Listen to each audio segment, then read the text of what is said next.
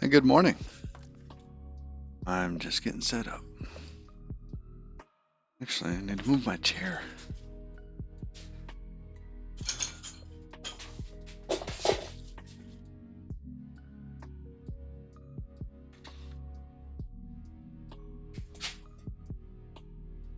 There we go.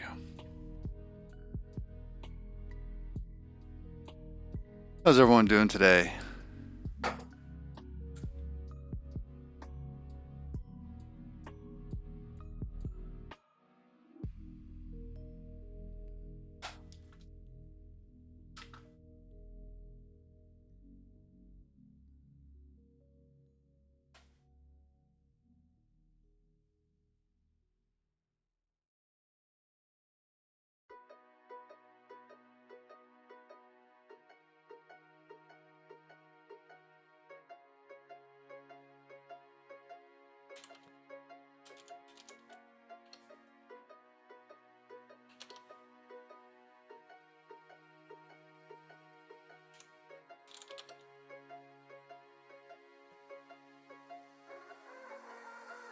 Make up your own rules as you go.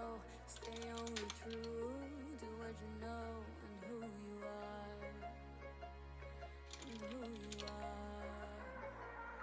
The road may be rough, you might not see the top, but winners don't quit and winners don't stop.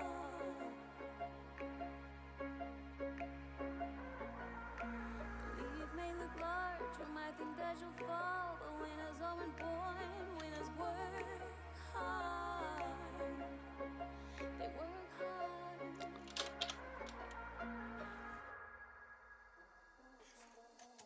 You can't win if you don't play. The game might be dirty, but it's okay. You can't win if you don't play. You can't win if you don't play. So we're going to be organizing today. I want to have two different projects, one for Legacy, one for Biome Tool, but they're kind of sharing some core pieces. And I wanted to find a way to be able to share that between the two.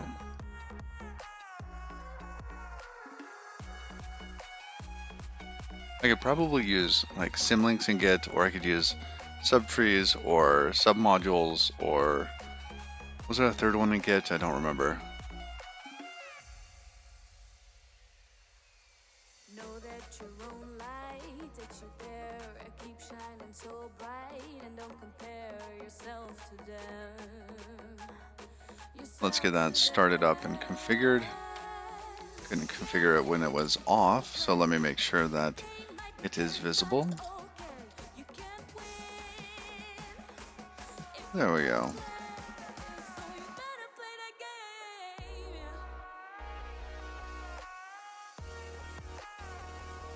Abundant, thank you for that. Actually, sometimes it does happen, and I really appreciate people speaking up. So by all means, if it ever goes all black, it's a bad sign, and I should be alerted. Again, thank you. Oh, I did forget a couple things. Normally, I will also alert on Discord, because people have requested that.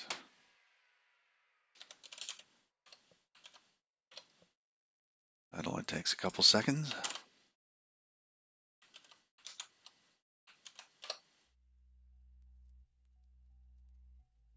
There we go. There's one and two places. There's a Rustation Station, and then there's also our Discord. Oh, good, and the bot's up. Okay.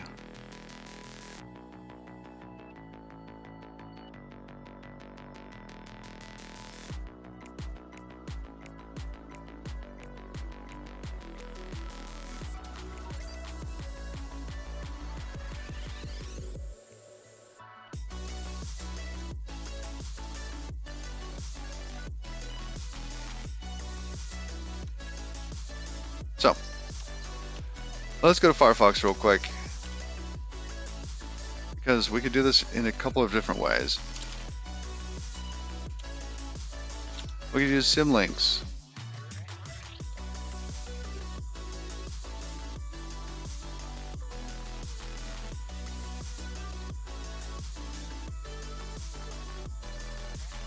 Do symlinks work well?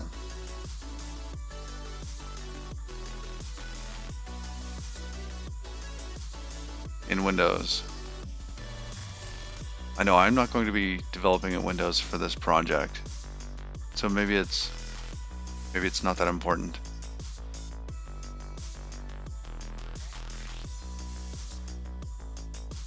Windows does have links, so I'm surprised that this doesn't work. Do they only have like hard links?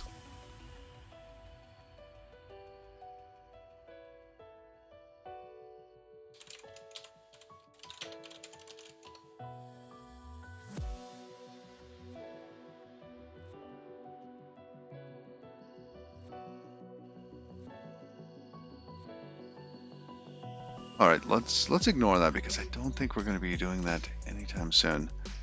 Although it is most likely that anybody else here actually was working on it, they would be using something, and that would be Windows.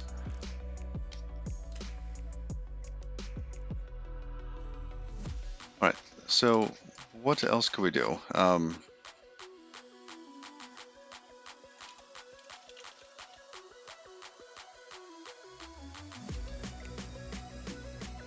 So what are the merits of submodules versus subtrees?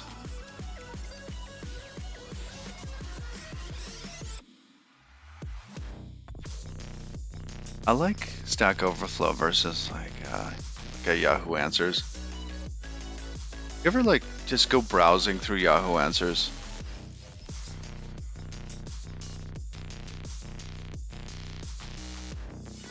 It's not a pretty thing.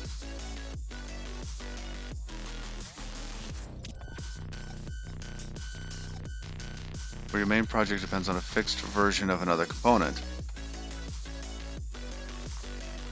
You keep only references in your parent repo. Okay.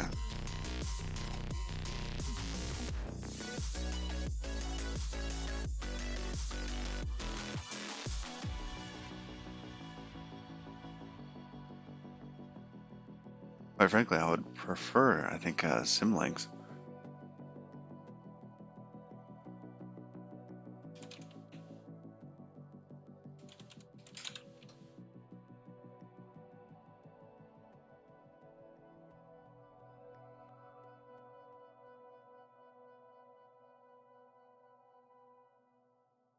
Symbolic reference. Here we go.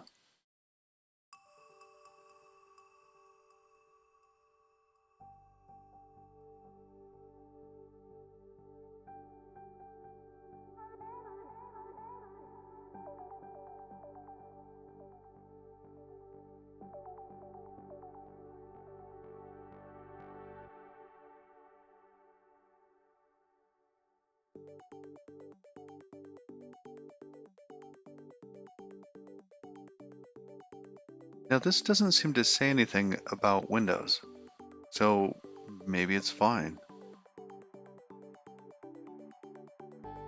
Read, modify, and delete symbolic refs.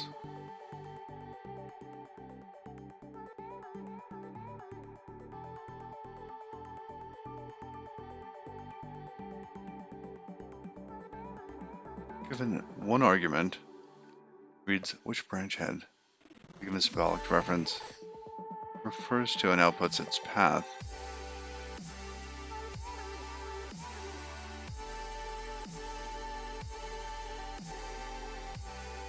Given two arguments, creates or updates a symbolic ref. Given delete, it deletes it. Alright, well let's just try this. And if this becomes an issue later, we'll swap them out. In the past, getHead was a symbolic link pointing to that. Maybe I'm misunderstanding this.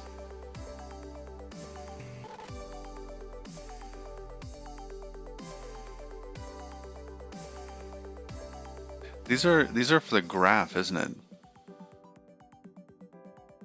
These are not symbolic links for like file system stuff. Ah. Okay, that's for the graph stuff.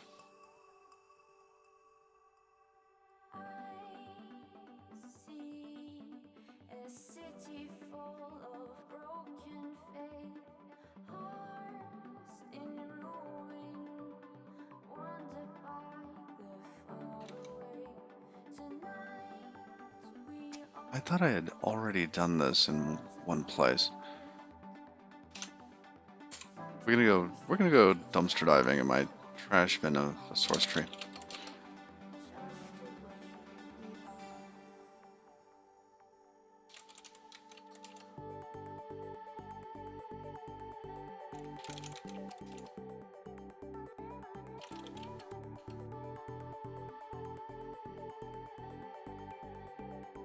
Where would I have done that? 'Cause I think I came up with a decent mechanism for doing this before. CVZ maybe?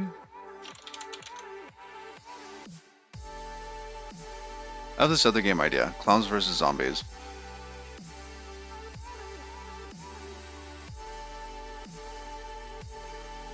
And I think it could be fun.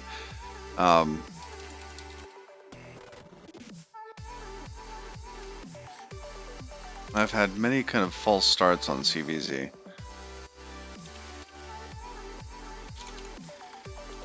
I mean, CVZ.original there isn't even the original CVZ.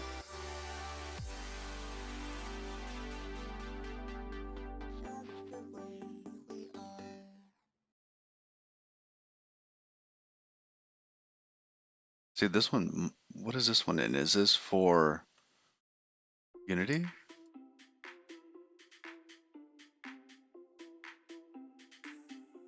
I don't even remember what I was building this one with.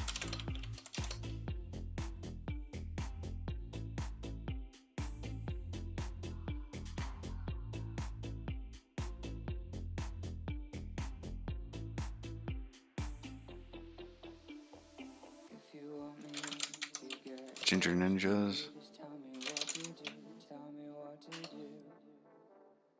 If you want me to take over, just give me the green light. Just give me the green light. That was an experiment. If you want me to get close to you, just tell me what to do. Tell me I don't think it was in battle. if you want me to take over. No. Give me the green light. Just give me a sign. Just give me the green light. Maybe the Unity client? Elixir, Euclid.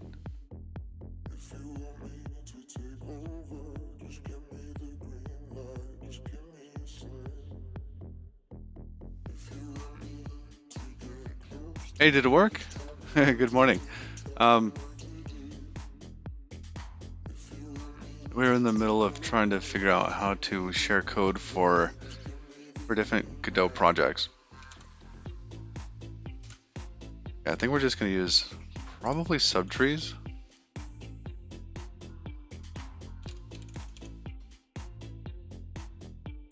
Oh, it didn't work.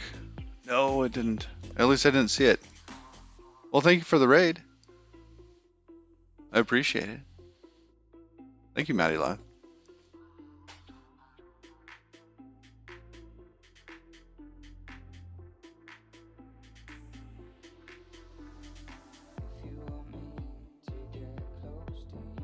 They do have several drawbacks. Are there alternatives? Yes, there's at least two.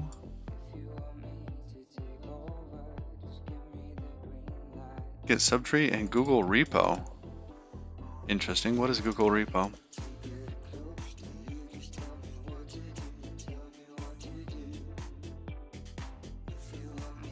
Lets you nest one repository inside another as a subdirectory.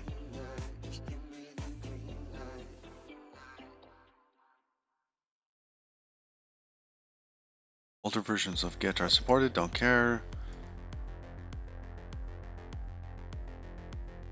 It's available right after the clone. Git subtree does not require users of your repository to learn anything new, which is perfect. Does not add new metadata files like Git submodule does. Okay. Drawbacks. You must learn about a new merge strategy. Git subtree.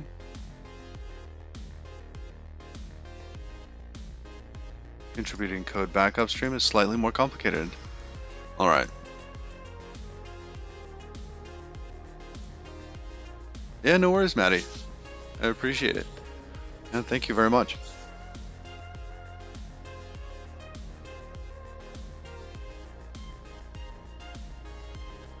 All right, so Git subtree is available in stock versions of Git since May 2012. Wow.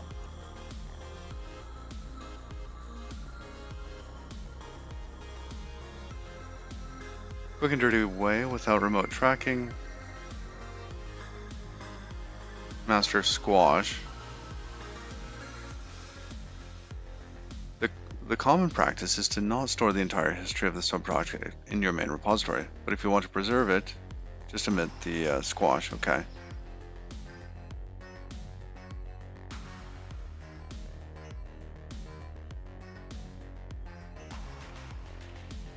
As you can see, this records a merge commit by squashing the whole history, sure.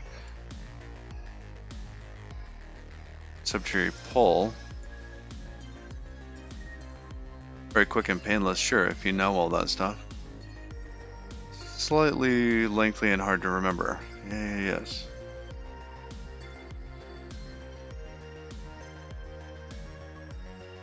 Adding the sub-project as a remote. Now we can add the subtree as before, but now we can refer to the remote in short form. Oh, that's nice. That is nice. Subtree pull. It's still kind of very lengthy.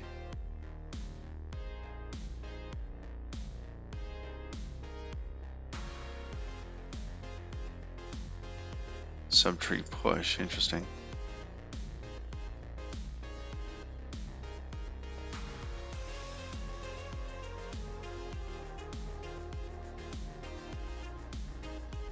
Can I do this without using the git subtree command? Yes, you can.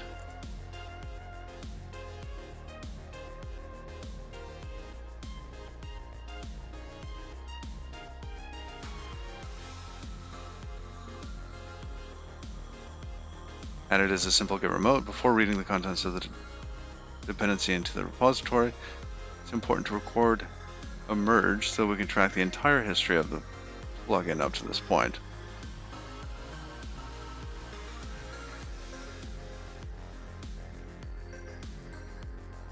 We then read the contents of the latest tree object into the plugin repository into our working directory.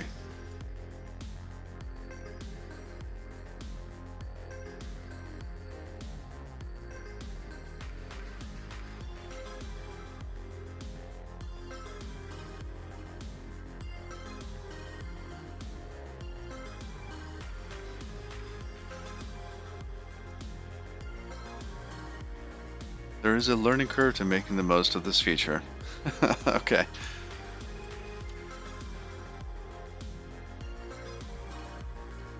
Alright, let's try it out.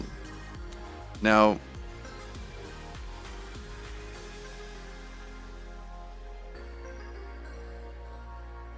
I have different projects that I want to be able to use some of the same code. We have legacy in here. Somewhere, I'm not seeing it. Legacy here. Oh, here. And then we're also going to have our biome tool over there.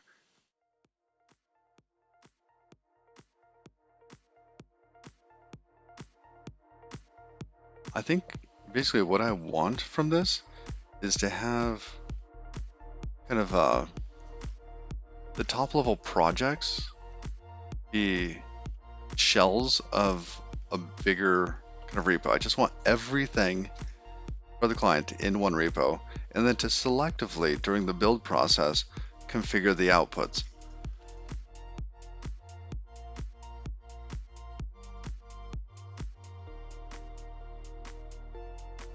So if we come back through here, we'll go back down to the project list. It should make that freak out. Okay, good. So I'm going to change this so you can see it. So this one we're going to remove and create that again. That one's, I was trying to build that, ended up deleting it. It's also a biome tool / source legacy. Create the folder there. That UI is really, really wonky. I don't know if you saw that. I basically took it to the parent directory and then had to hit this create folder button on the top right there in order to make the directory. I think it's unnatural in a UI to have to go up and to the right in order to create something. All right, so we'll hit create and edit there.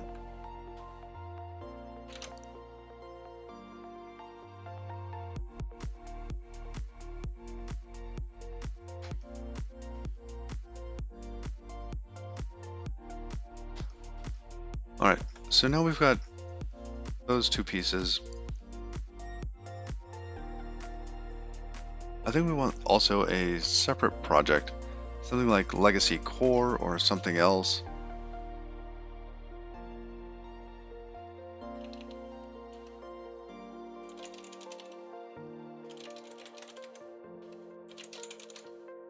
All right, so there's biome tool.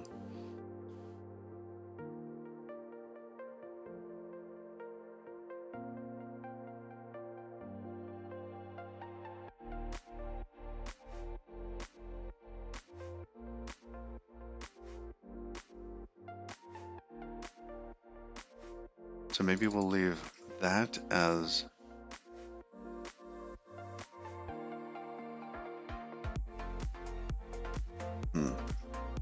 we go into Legacy here. This is another Godot project.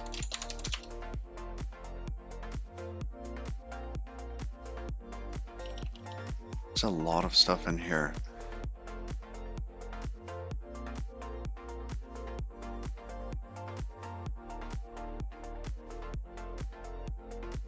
Yeah, VS Code. The kids have been here. Hey, morning, JT. How are you doing?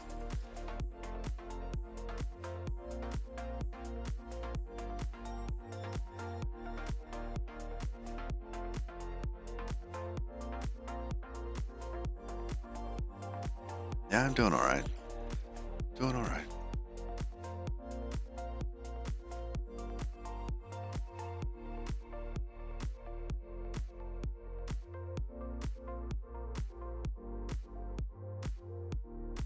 Trying to think of which pieces of this should be shared. I think most of it. I think the only piece that shouldn't be shared is this project.godot.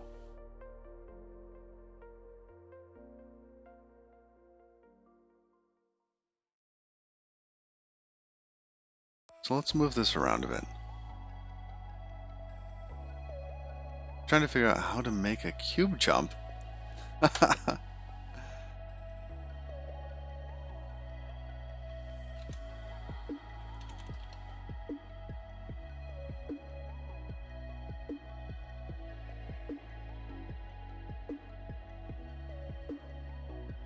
Oh, code. Up, down, left, right, good. You're adjusting the velocity. You have a velocity of 0 at the top.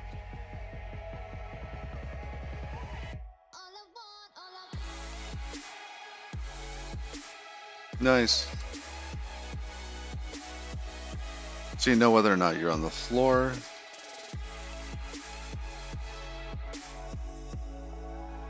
Very cool.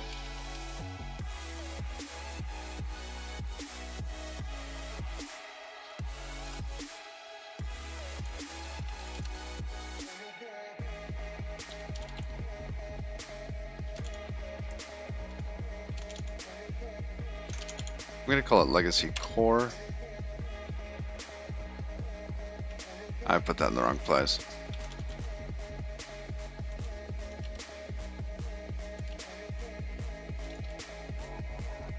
We're gonna move a ton of this stuff.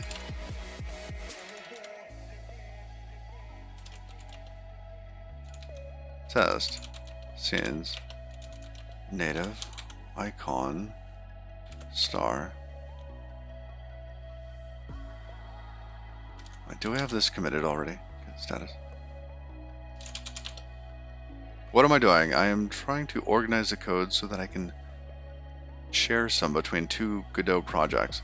Godot doesn't have the ability to, I think, reference other file system, like other portions of a file system. So if you want to, oh look, this doesn't even have setup version control. So if you wanted to link to something like maybe you had a couple of shared scenes or something outside of the project, you couldn't do that here. So we have to do it in some way outside of Godot. And we're going to use Git for it.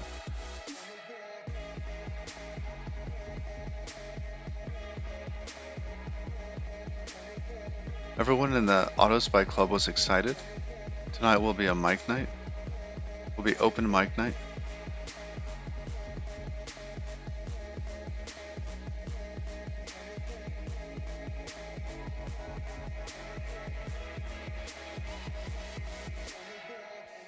All right, JT. I don't get it. Everyone in the AutoSpy Club was excited. Tonight will be open mic night. So I get that Mike and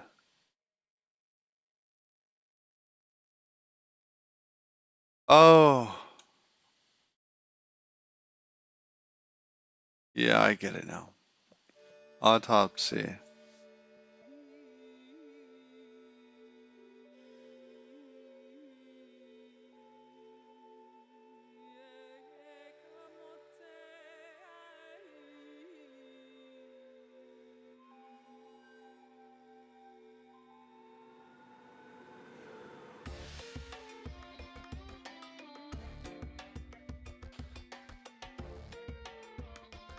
All right.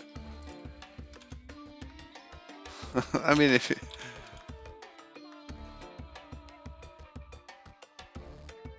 I'm gonna keep that one. The Autopsy Club was.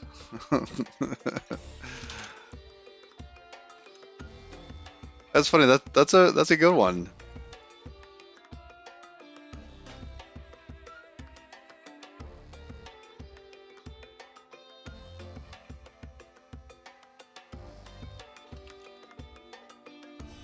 All right. Recorded with the spelling correction. We will be seeing that in the future.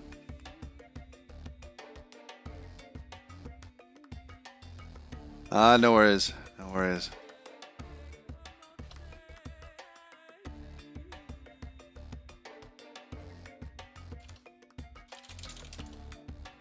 All right, so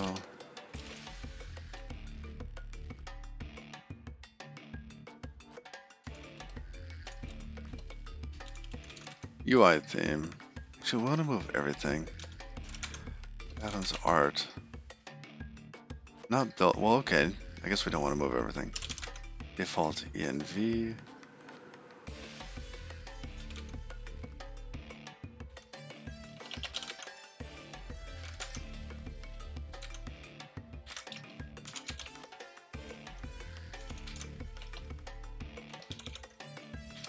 Okay, we're going to move most of this to legacy core. Fancy.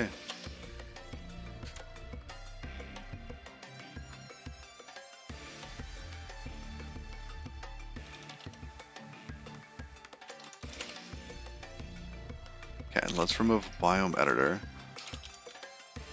from there. That was an attempt that didn't go well.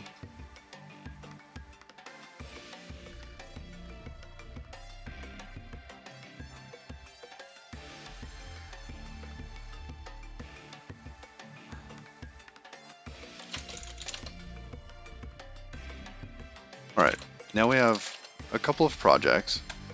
Legacy, Legacy Core, that one right there, and then Biome Editor, Biome Tool. Because the Biome Tool and Legacy need to share some core components. So I'm going to put like all of the client code in Legacy Core and have the project configs in these really, really shallow projects.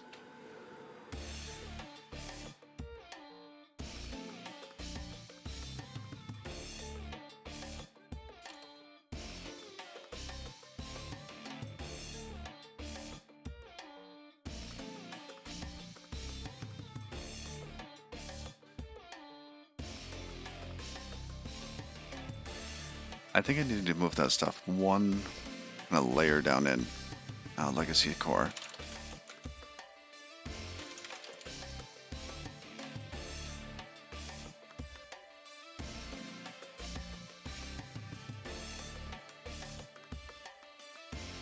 I don't want this being basically pulled out to a separate project.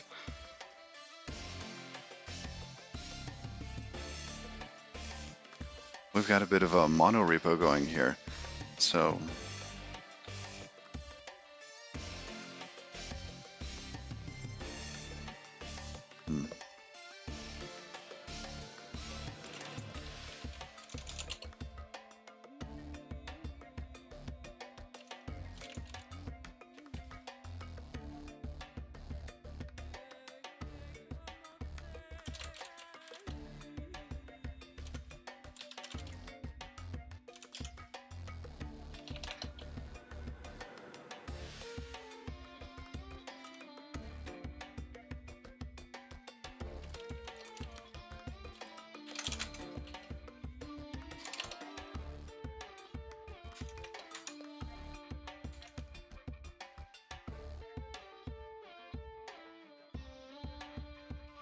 oh yeah, Louis Depra. Yes, we have commands here, and one of those commands is the dot files.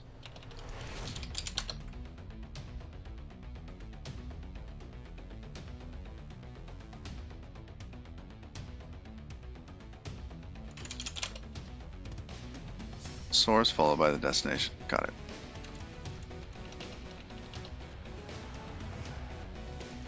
Let's go up one.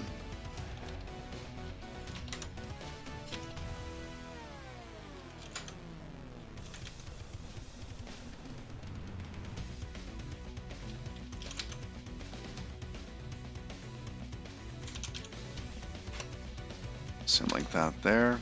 We'll also do the same thing for Biome Tool. Core. Alright, now we're going to come back into Godot. And we're inside of the Biome Tool here. Now,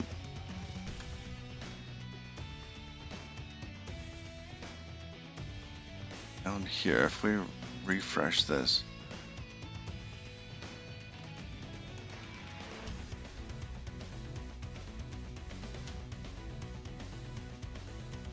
interesting, it didn't reload.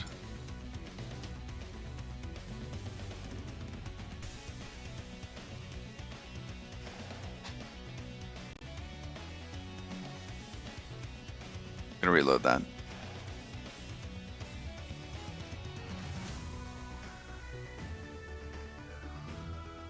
And we're in Biome Tool, but it's not seeing these other pieces.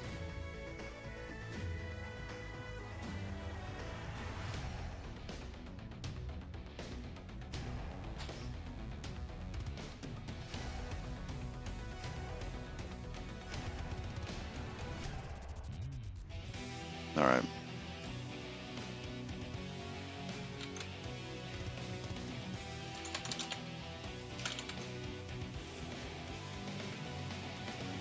Does Godot not work with symlinks?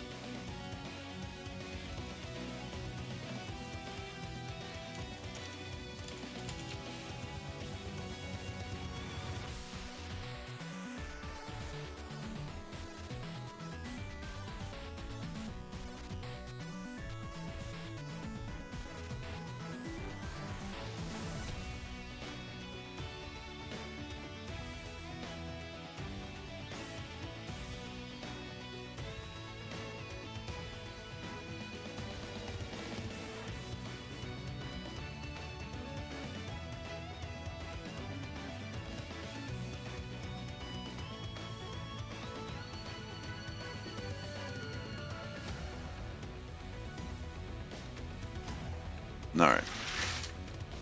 You've linked with it before. Okay. I'm surprised that it's not working for me. Let me make sure that... Biome tool. Oh. I got it backwards.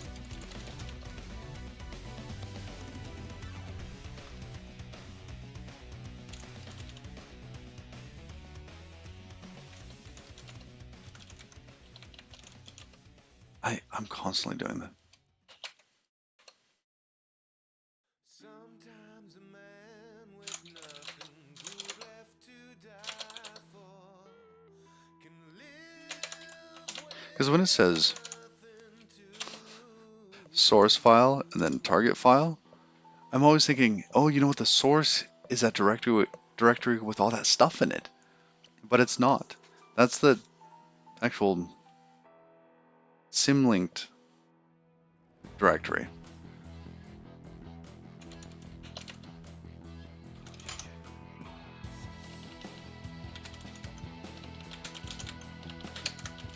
Biome tool. Core goes to legacy core.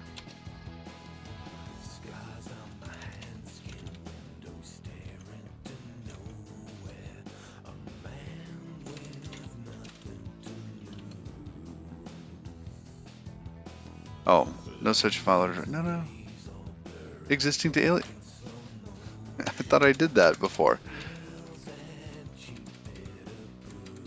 Okay, let's try again. So this is what I did before. Legacy core goes to biome tool core. But if we look at biome tool, and then we say core, it says that it links to over there. But then it says there's no such file or directory.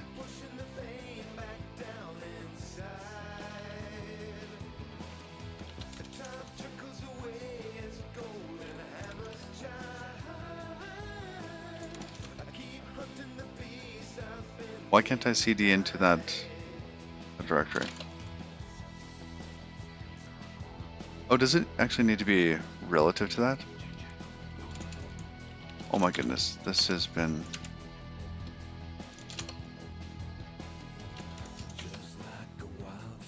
// legacy core. Alright, now it's //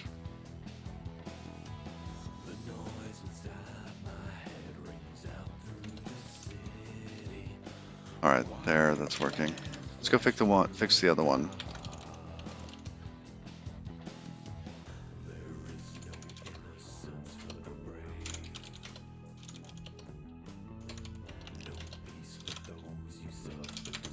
Legacy core.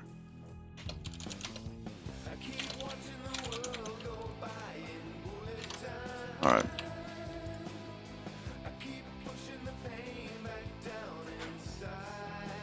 Alright, now we have core.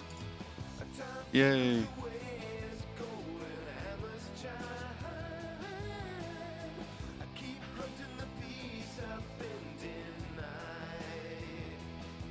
Alright.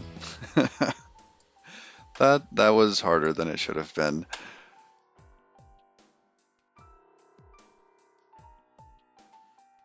The nice thing about this, though, is that we can get rid of some extra little bits here.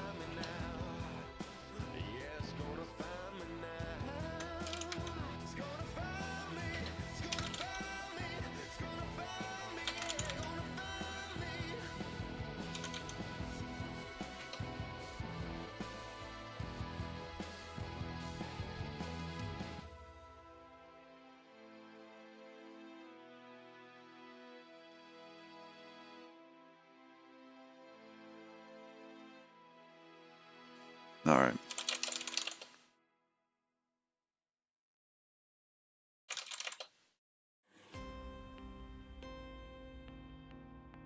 That native folder should actually be adjusted.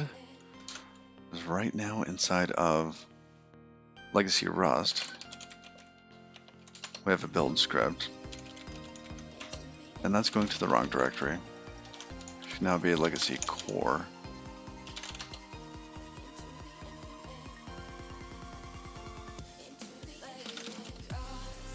Okay.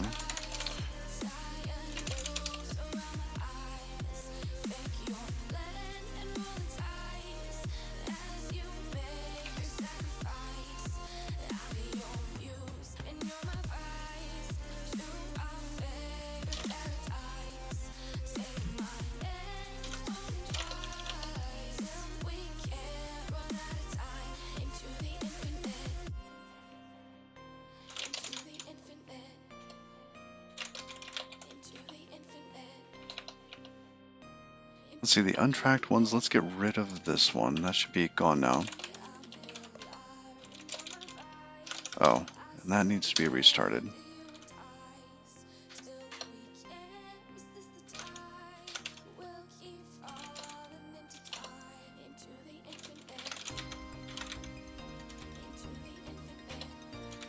Legacy Rust build.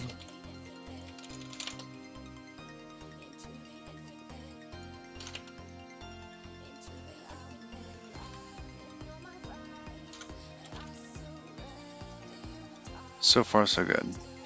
All right.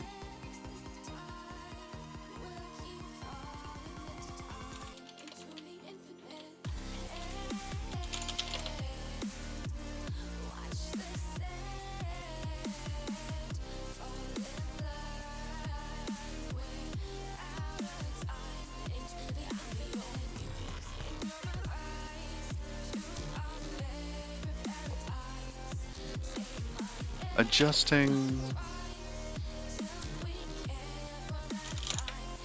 What are we adjusting? Adjusting.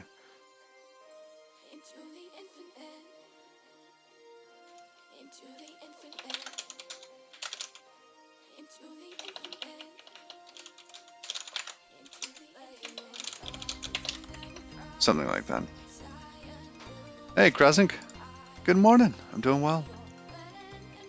Morning, Nix. Nixie Div.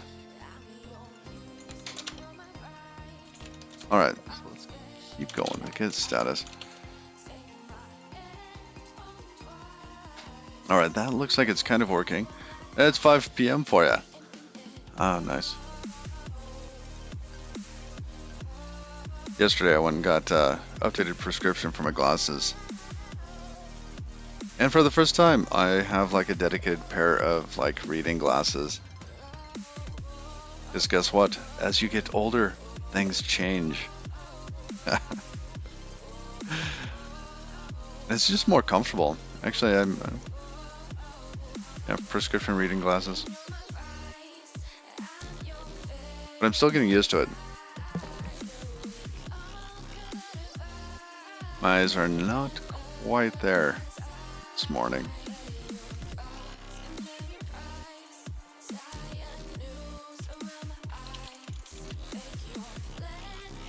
Alright, so we're going to go back into Godot.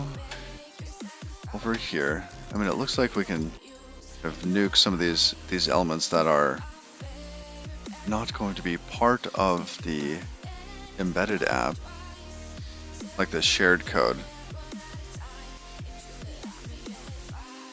Move this over here on the right.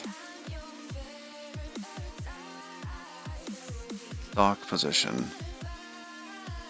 Let's do over there. Just do them all over there. Alright, so what are we getting rid of? Icon.png, this one and this one. That and this project version control, set up version control, what does that do? No VCS add-ons are available. Okay, sure. I'm going to leave the UI theme there. The PNG is going away. The default environment, that's going away. Test, I can stay.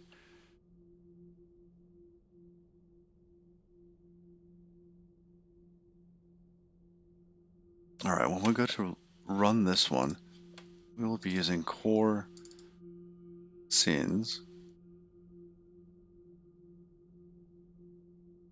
biome tool. Because it was trying to load all sorts of extra stuff, and it shouldn't have.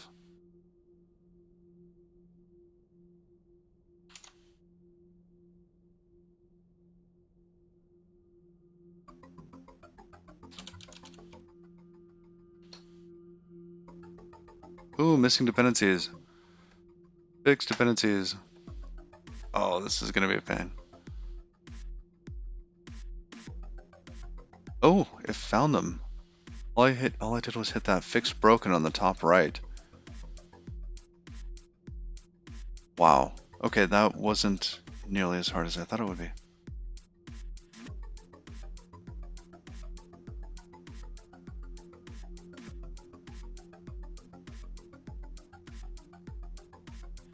Okay, now Island has broken dependencies.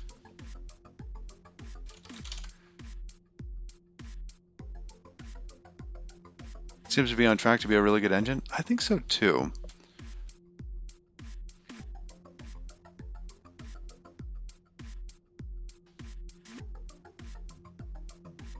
I think what I'm learning from this right here is that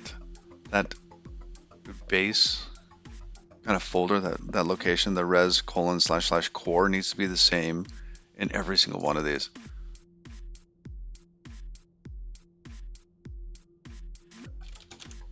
All right, let's try again. It's gonna load. Oh, it did.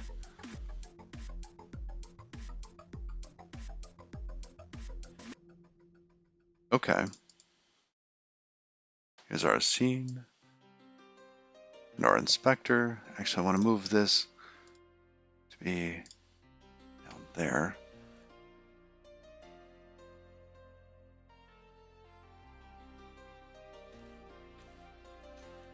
Okay, that's all of our textures are gone though.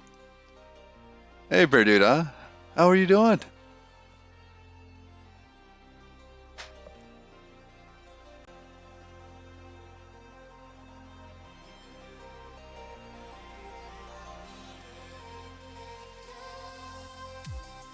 Yeah, scene, game zone. Oof.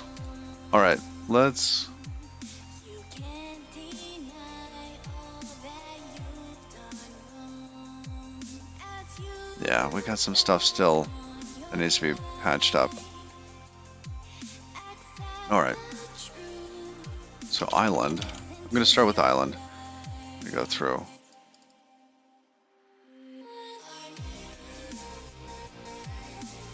Inspector down here. Oh, there's our scene. I want to move that over to the left.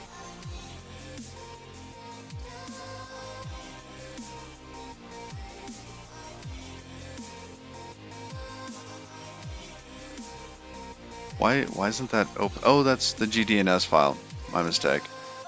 Ah, here we go.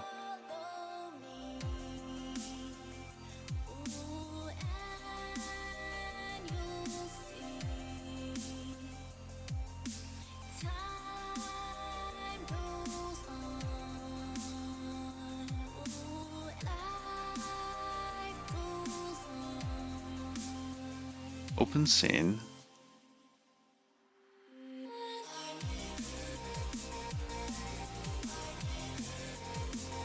Now I'm looking for.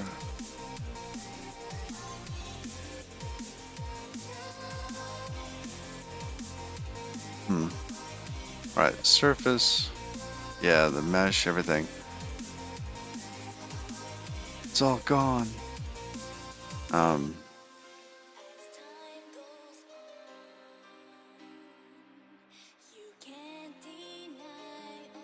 Material.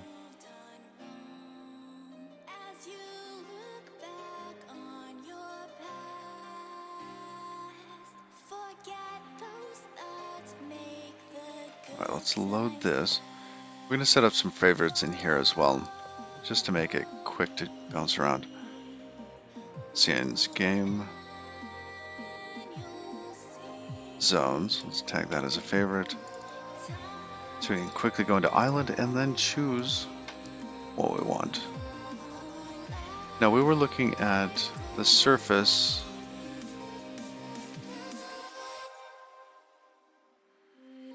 Are we looking at the surface material? Yeah. Let's load that. I do not like this layout here. I would rather have this one. On surface. Good.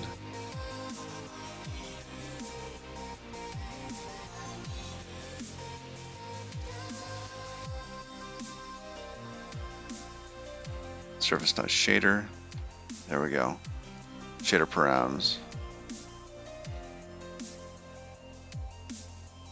I don't remember what radius was. Is that the radius of the island?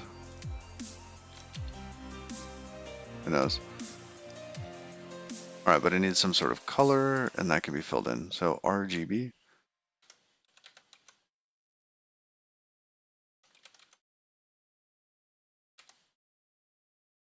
There we go.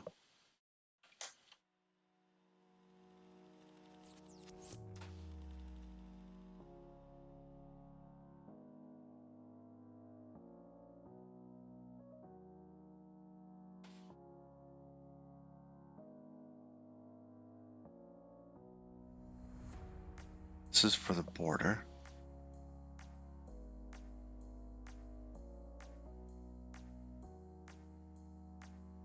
Oh.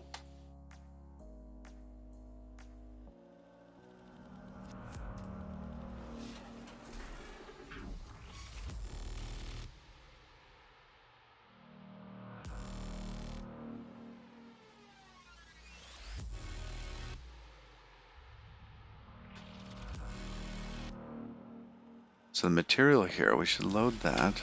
That should be the zone, island, border. Okay, so it's got that. Let's make sure to save these things. And if we click into that, that shader there is empty. Let's load a shader.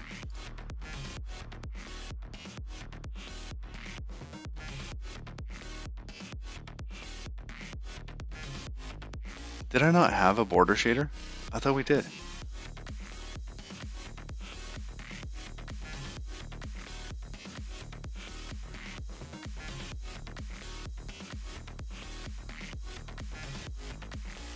Or is it the same as a skirt shader? I think it might be the same as a skirt.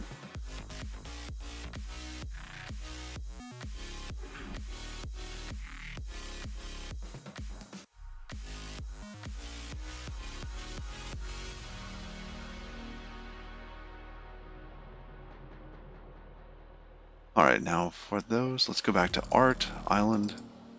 Oh, where's the art in the island? No, our art's gone.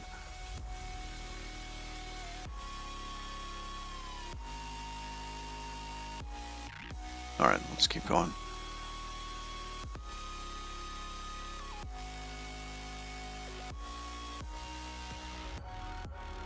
What is there? Art island.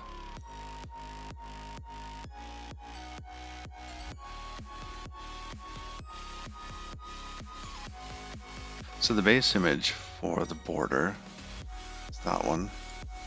Just a little drag and drop, drag and drop. There we go. So we got our border working. Yay. Skirt, same thing.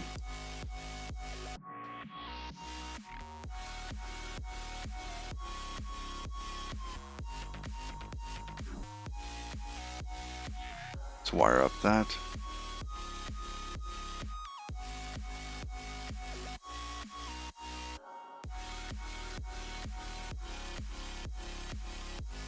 Okay. Now in this case, we want the skirt shader. Much better. Now we have params, and we can give it the base and top image for the skirt.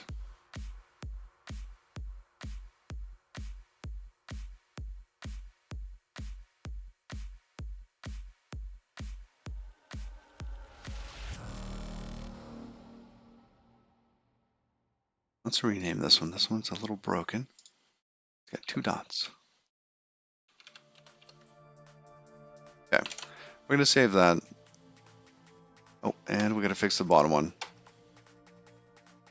Almost there. Ah.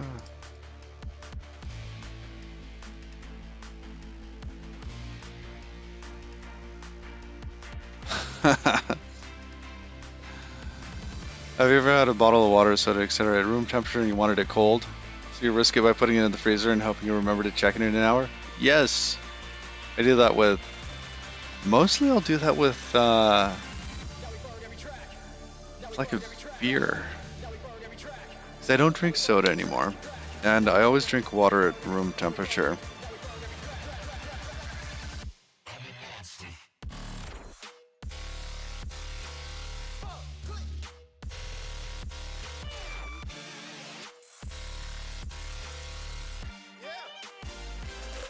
So I've found that, I'm supposed to be drinking water. And I don't drink water if... Well, let's see the shader there. This island. Yeah, we want the bottom shader. I don't drink water if it's too cold. I don't drink as much water, I guess I should say that. Bottom shader. There we go. Now we'll give it some params. It's going to be 0.8 here with some green in it to make it brownish. Plus a little bit of blue. Yeah, that's brownesque. Oh, and where's our noise for that? Oh, material noise. There we go. Okay.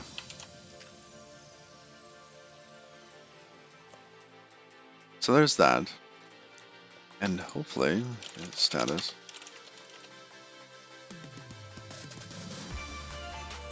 These here can get fixed up, get status.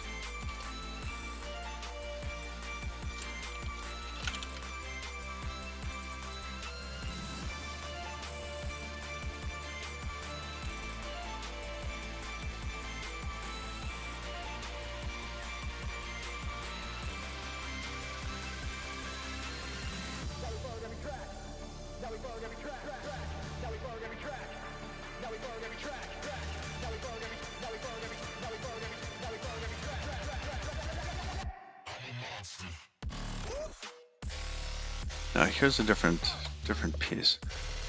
This tool, the biome tool here, I think that should actually be moved out of this kind of shared code. And we can always move it back in later if we need. Move to, say at the very top.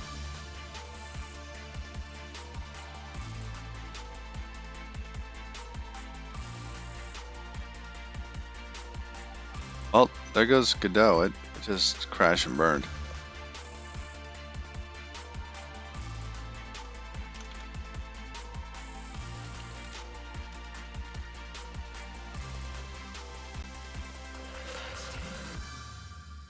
It's like your stuff is too broken.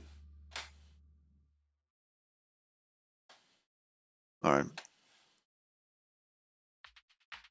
So now we have biome over there. Good. Core, I don't think should have that stuff in its scenes. Just trying to organize it a little better now, because our tools are going to be separate elements. What is player script? Whatever. All right.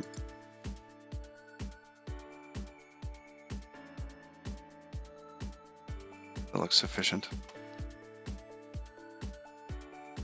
Now if we run this tool, does it have the right scene at the top? Yes, it does, and we can adjust the color for these elements. Okay, border base, bottom top skirt. And I did figure out, our keys are not mapped anymore. So I'll have to do that, which is good. It's nice to have a separate key mapping for this tool versus the game.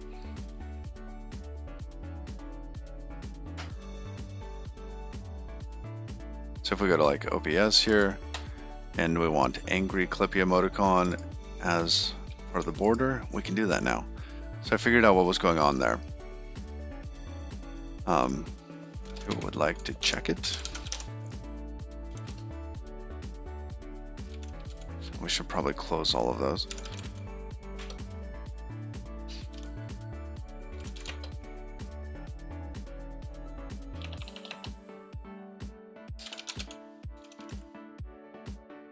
So that was over here in the file dialog bit.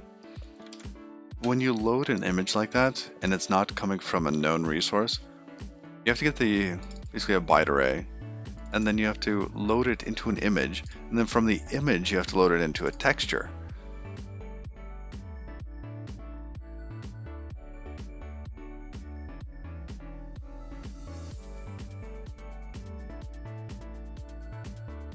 And you can set the repeat, etc. here with these flags. So when you go to import as you normally would, it's over in this window here. Let's see if I had a piece of art like this. All these flags here, well, most of the flags here are represented with those flags. Okay.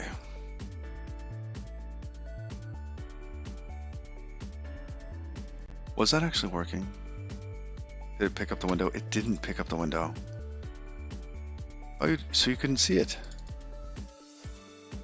Let me show you again. Alright, so there's the biome tool. And if we change the border top to be angry Clippy, oops.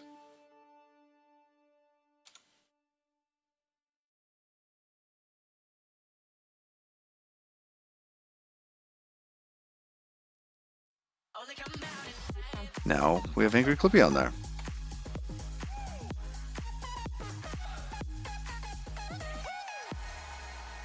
That works out pretty well.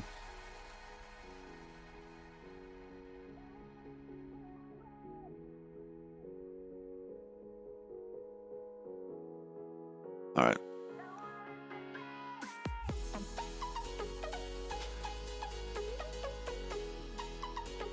So yeah, I did a first kind of pass with the artists yesterday, and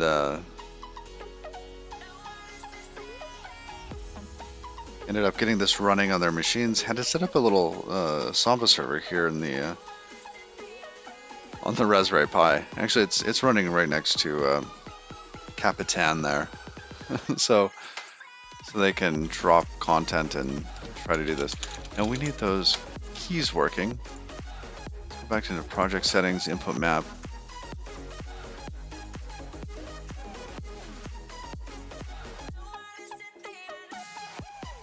Perhaps we should just be using up, down, left, right.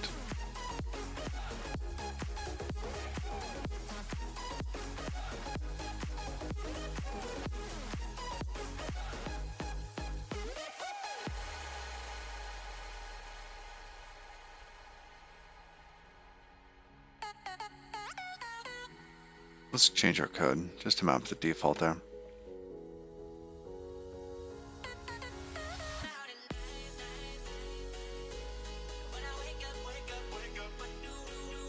Was it in camera or camera base? I think it's in both of them. What's it called? The UI left?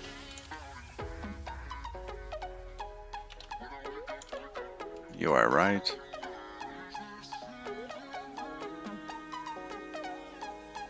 Control Command D.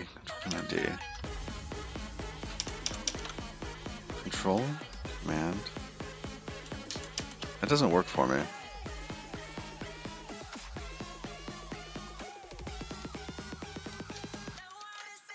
Huh.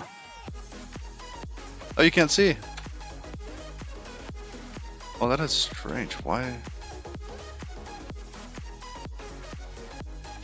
And thank you for alerting me. That's odd. So we have biome tool. Hopefully you can see now.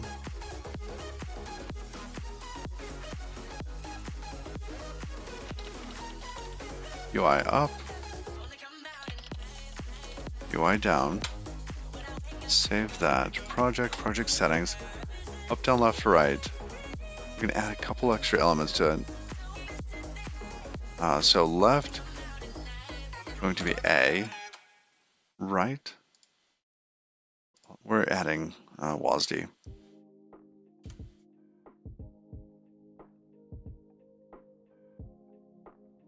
This W, and down.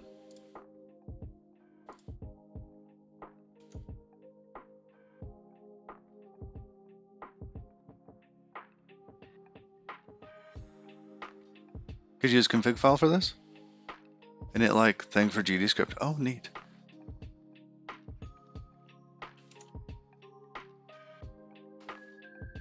I think that it ends up generating that. Because there's a set config and a get config for that as well.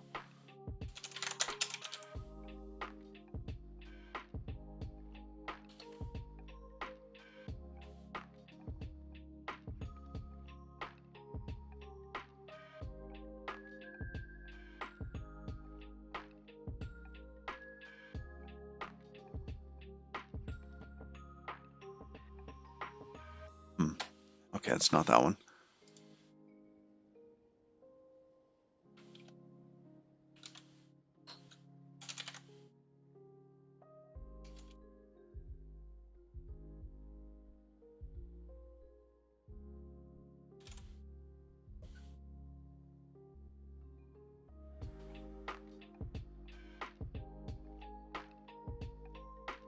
Config file.load. Almost typed colon. I do that too. Oh my goodness.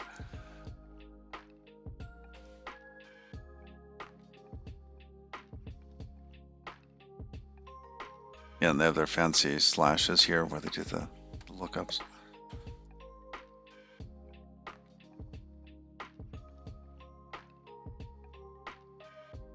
A lot of that's useful for the game settings. Many games will, most games will have a little thing. Oh, what resolution do you want it in? Do you want it full screen? What are your key settings? I think for this tool, we're just using some like really basic stuff because it's really for the dev team / artists. Ah, I forgot the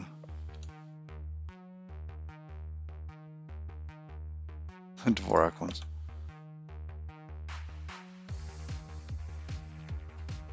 All right, close that for now. And if we run it, we should be able to rotate now.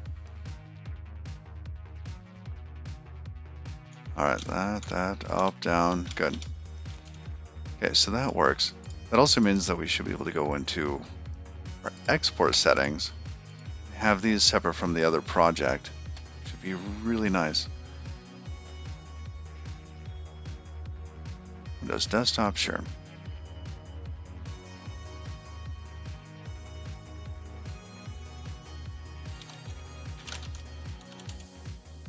Volume / blah blah blah. I wonder if we could get that actually building somewhere else. All right, let's make a new folder. Create folder. Builds.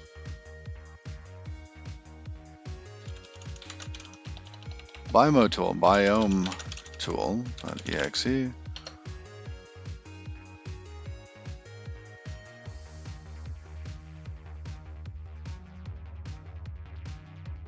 Okay, we are being very selective about what we're exporting because we have a lot of other scenes that we do not want included.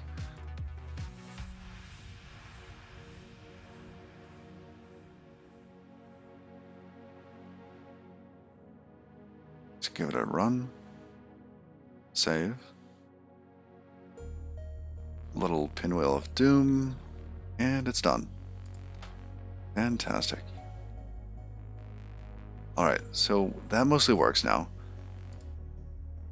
We're gonna go back to the project list and load up the legacy project and fix this one up. That, and I have to remember to to patch up OBS here.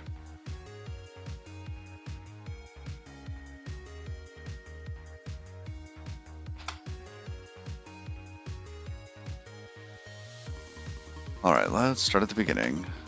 Project settings. Run is going to be not biome tool anymore. It's going to be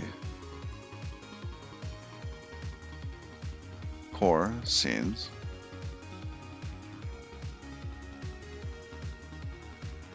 Bootstrap.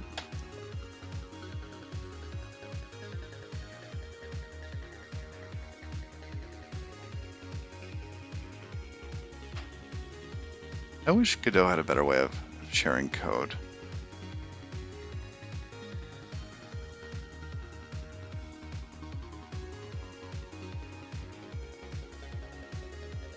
I don't like having to use Git for this.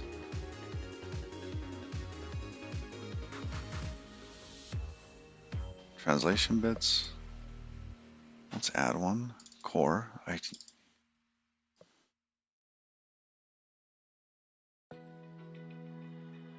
Alright, remove the old one.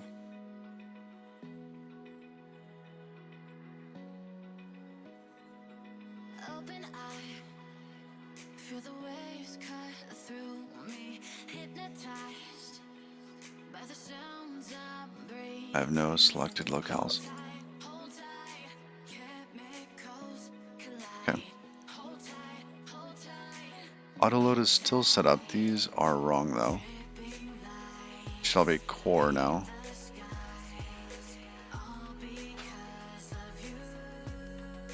Just going to save all of that and see if we can.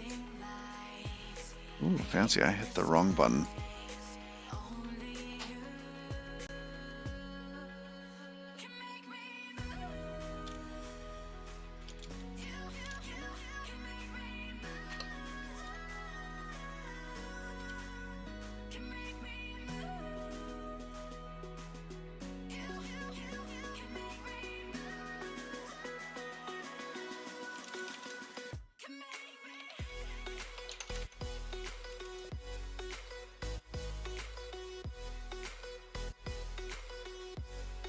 Alright, here we go.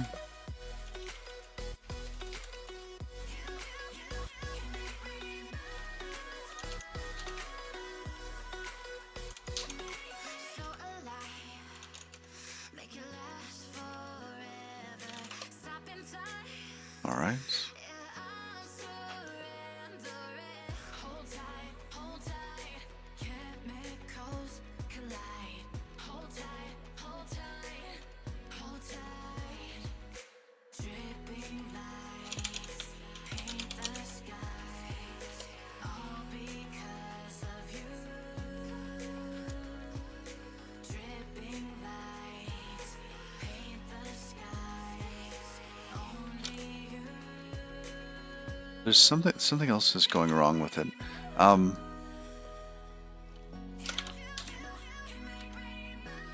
Let's see, I closed it entirely. I'm gonna try loading it again.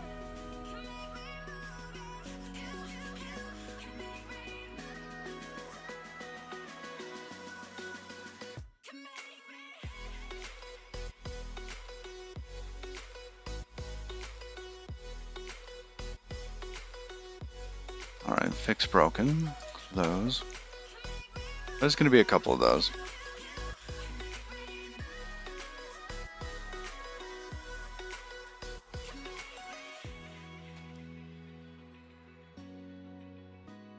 Let's go back to scenes, game, forms. Start at the top. Actors. Fix dependencies. Fix broken. Okay. Close. Bootstrap. You're fine.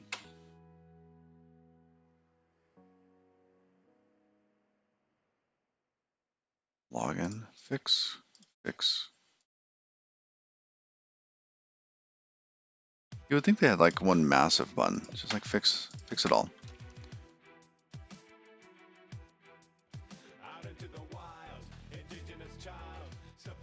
Now most of this should already be fixed because we fixed it elsewhere. Okay. Except for Island Zone. Wow, that one just worked.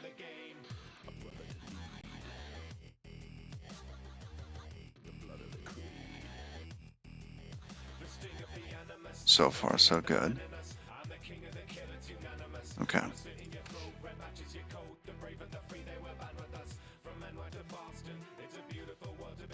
And the problem here is that basically we hard-coded a bunch of stuff.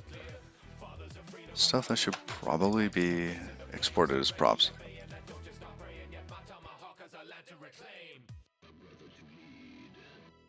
Alright. Come back over to the code. Need to get this out of my way. Okay.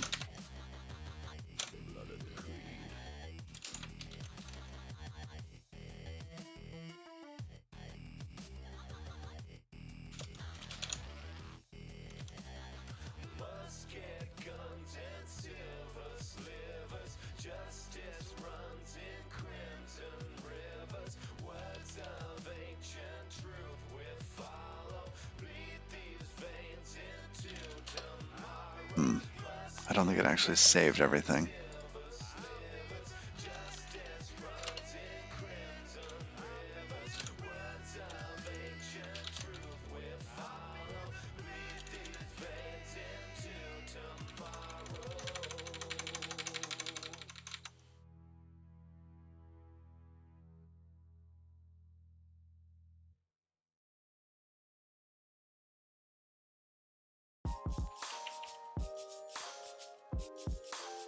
No, that's not right.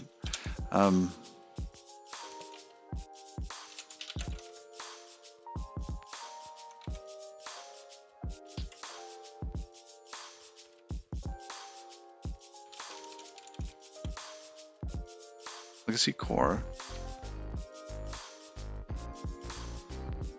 Where's our bootstrap?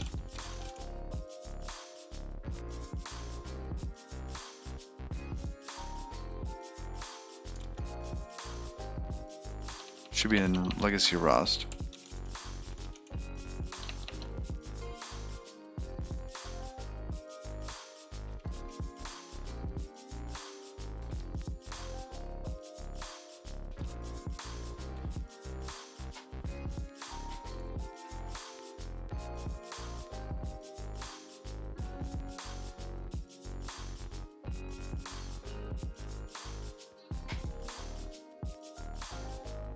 Are you wired up to the right thing? I guess so.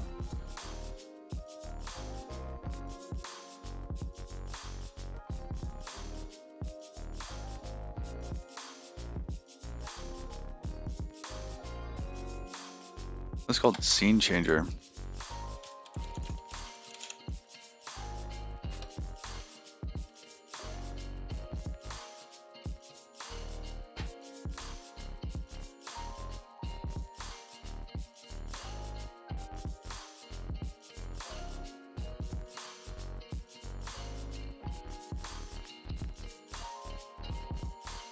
Oh, it's in here.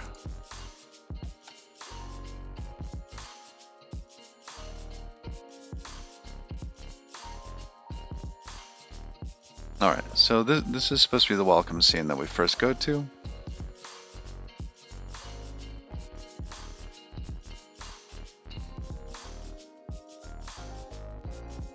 Seems like some of this stuff should actually be moved out.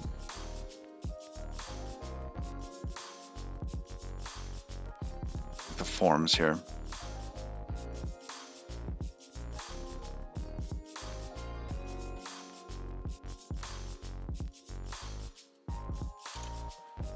Alright, let's run it again. And our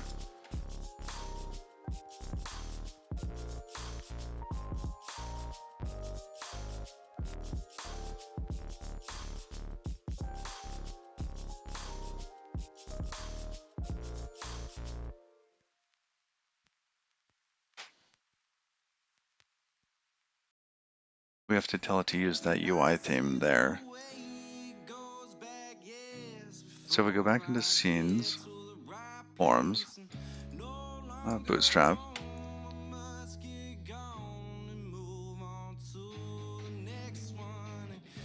Is there a way to choose a default theme? Theme, load.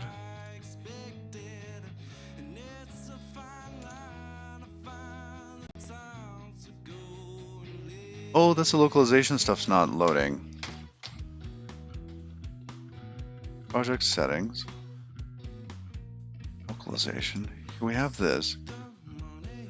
Locale filters. Oh, whoa, I chose something. Didn't mean to. Afrikaans.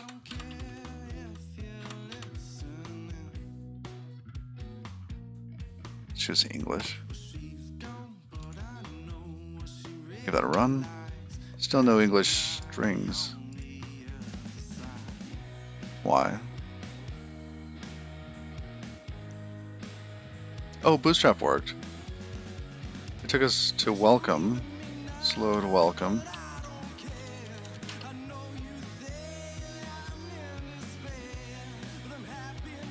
Alright.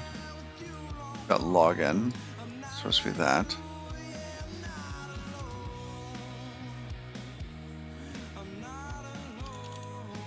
Okay, and that's already got the UI theme in it. Perfect.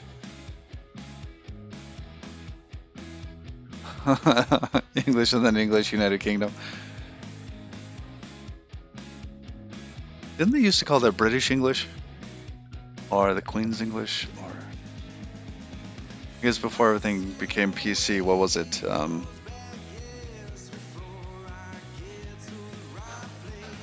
I think it should be American and English. Because they're different. And then if you go into the South, that's different too. So I'm not picking on anybody saying it's different. Because I love and respect my family, and they're all from the South.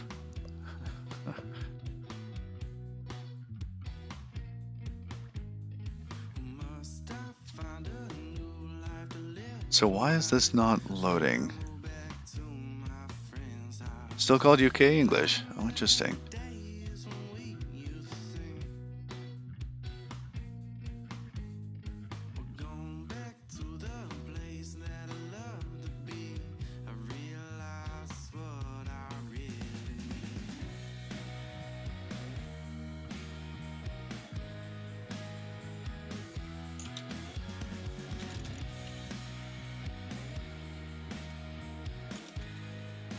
Oh, locale filter.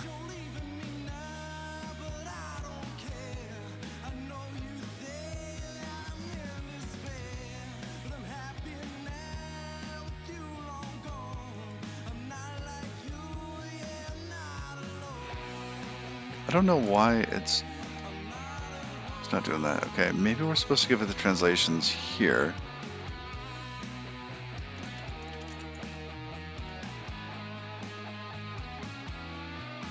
Oh, I see. I'm supposed to give it this file.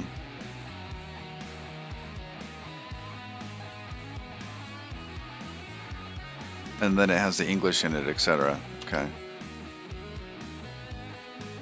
So hopefully it's supposed to be that one. Then we can reload this. Don't save.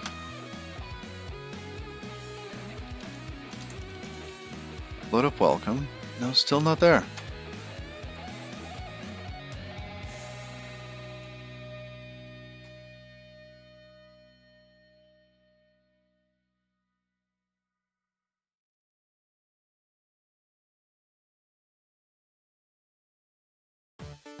See, they don't have like Louisiana English in here.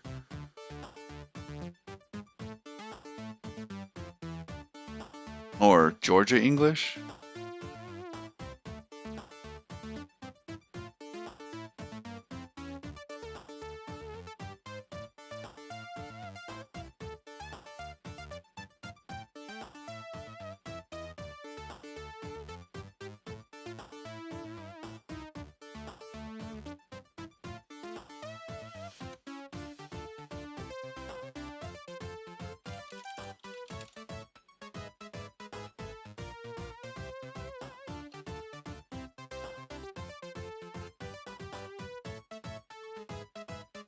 You don't know what English Israel means?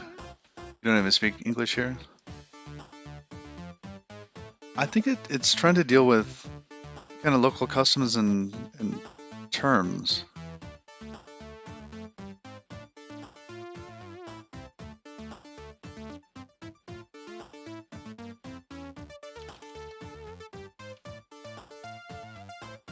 So we have IDEN.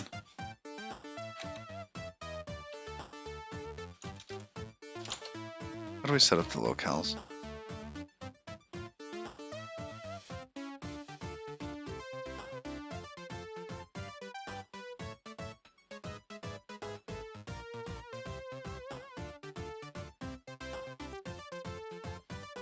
It could be that. It could also be like in certain places, like even American versus British English, there are some terms that mean very, very different things. Like braces. Right?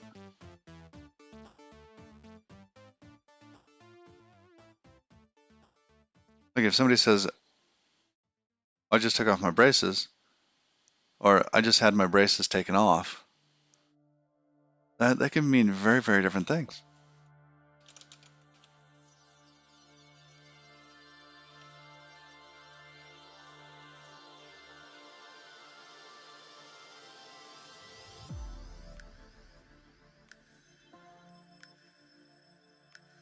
Oh, they had internationalizing.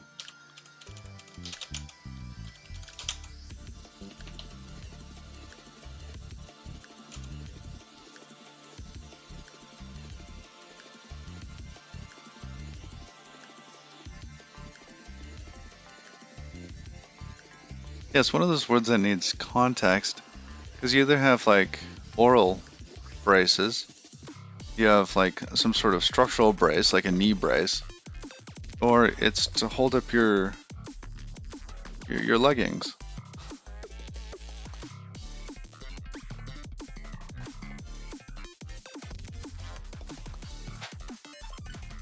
Oh, interesting. This actually wants the .translations file. Oh.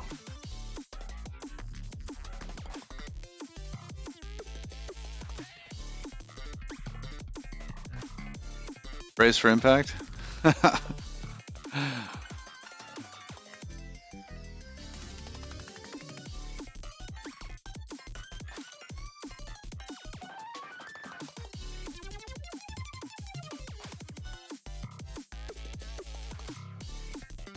So it appears as though it's supposed to be this one.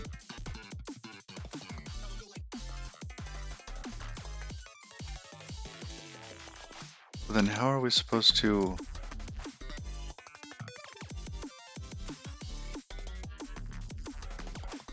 Translations can get updated and re-imported.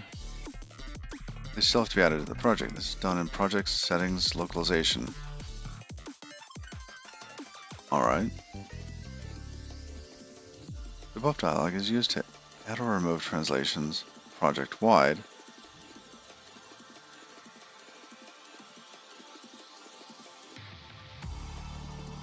But how does that file get created to begin with?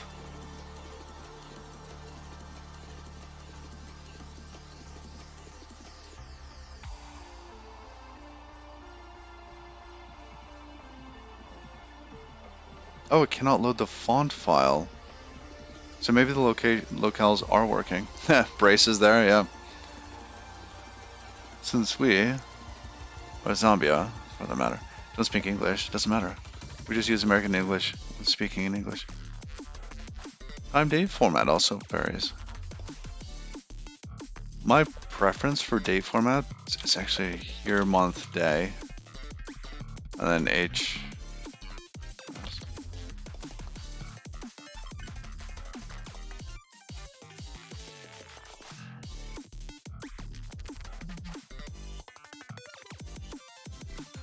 Alright, so who's actually referring to Roboto there? Is that the theme? Because it could be the theme.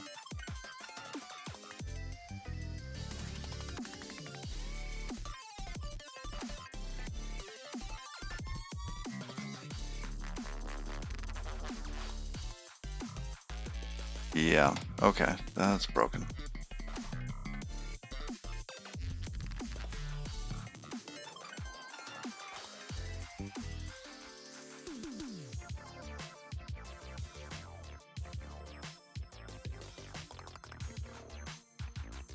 core fonts for Godot. There we go.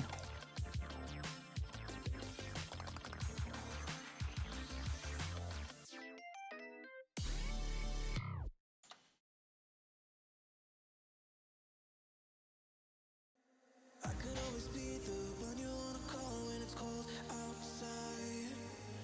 I will always be the one that's right here standing by your side. Open up your heart and let me in. I promise not to break you. I promise I'll be all that you want. So Say 33. There we go. Just had to create it again. Save that. Now we should be able to run the game. Ah, there it is.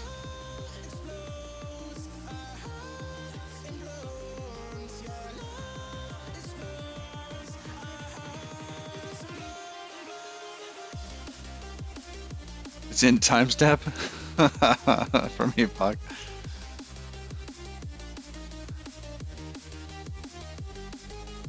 Oh, does that actually work? So if we click on that button, no, that doesn't work. That doesn't work. Yeah, getting errors.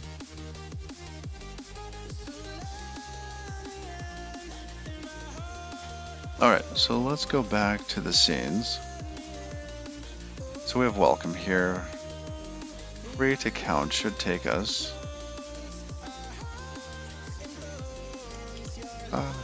Core slash that. And this one, same thing. Core slash. All right. Then we would have login.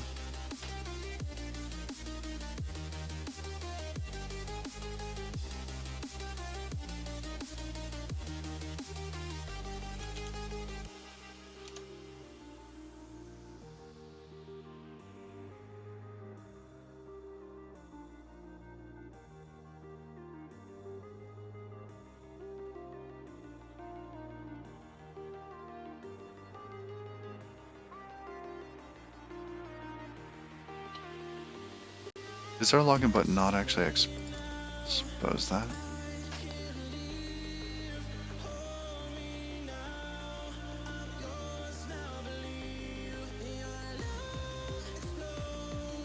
All right, let's just make sure that's wired up.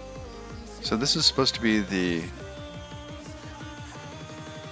should have a number of different scenes. There's login. Forums. Login. Yes. Create account.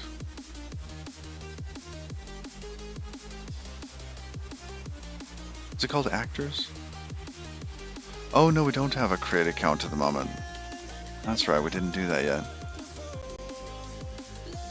Okay, so login work. Get to login. Can we go back? Can't go back. So it looks like I have to select the element. So just changing it didn't actually make it work.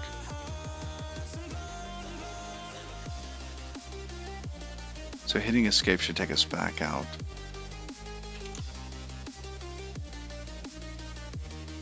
All right, and that is login GDNS.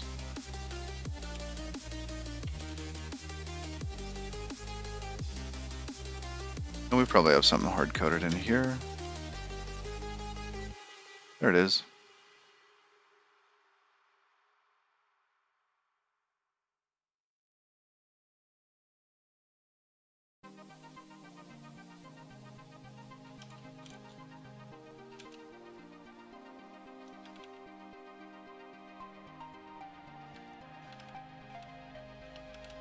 Oh, it doesn't it does not want it escaped.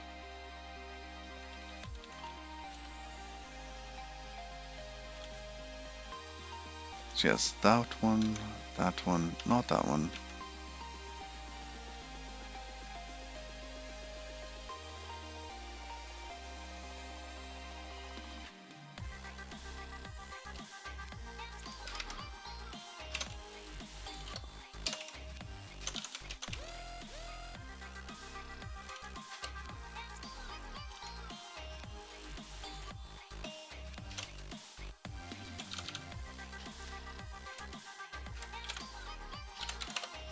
Maybe we should take that to the other one.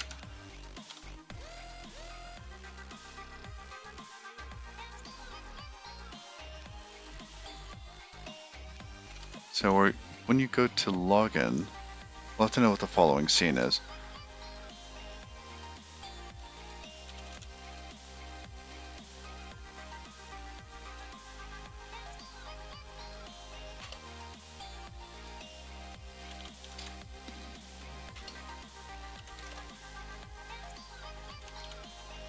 Register with self-register.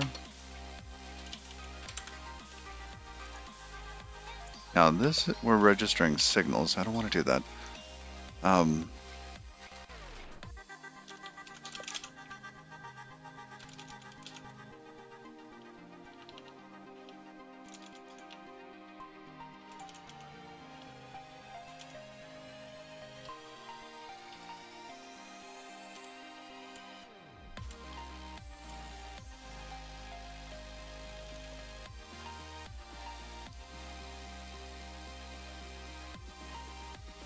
Nope, not that one. Scene changer.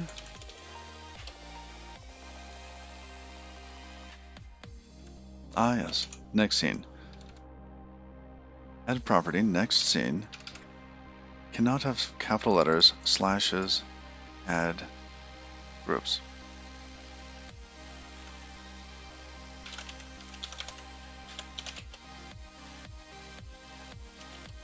Oh. Get next scene. Set next scene.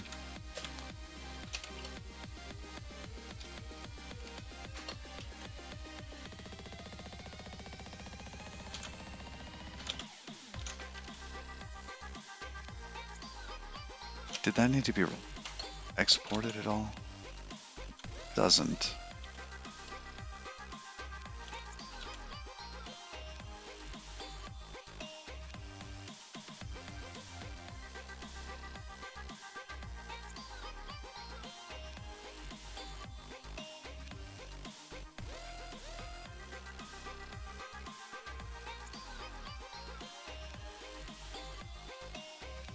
There must be a way that we can kind of dry this up.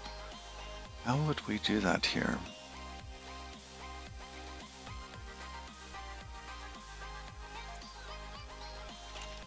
The builder itself, we could compose with something else.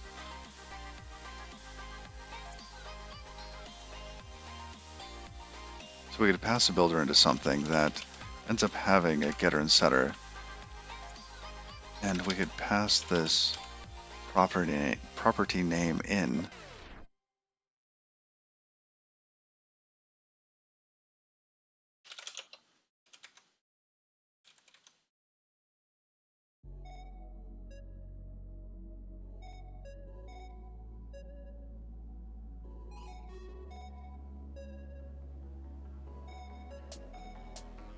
Let's create a property.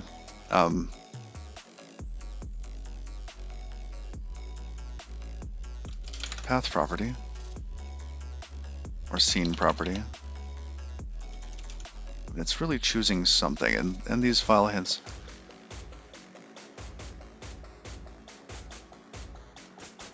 Let's make it generic. It's a path property.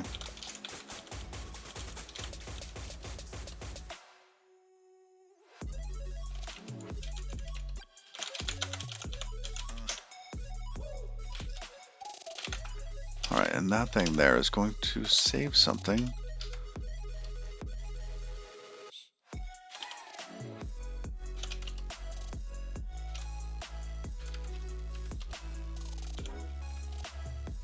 So we had been using an optional string in the past. Pub path.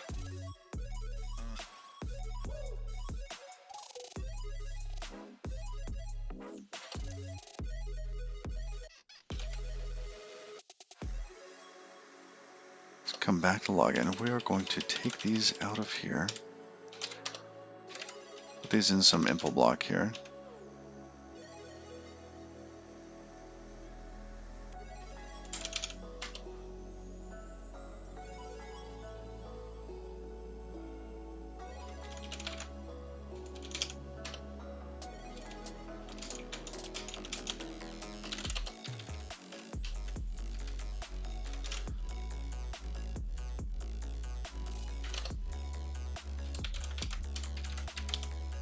Take that off there, toss that in there. These need to be public.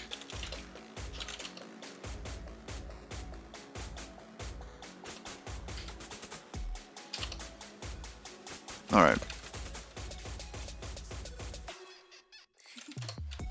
Now at the top here,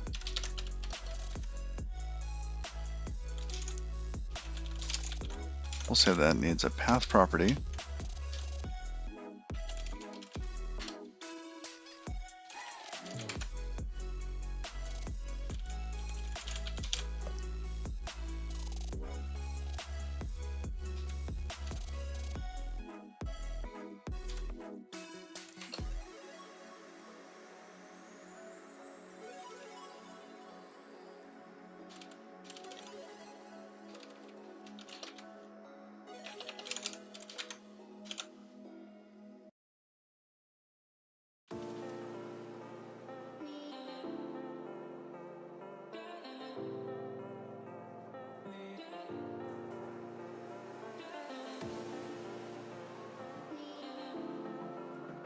This will be interesting to see how we can wire this up. You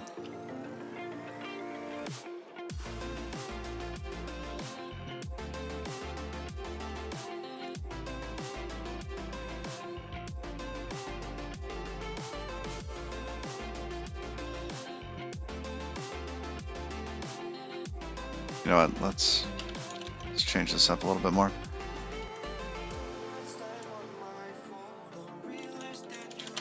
Property.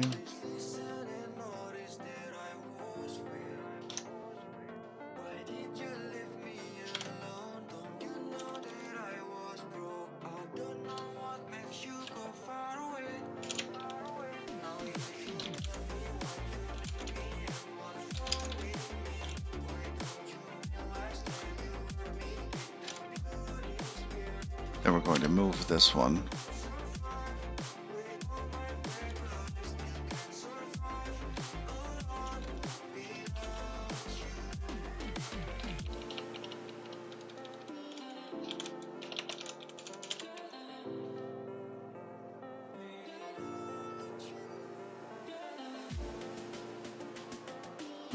Okay. There was some kind of error there.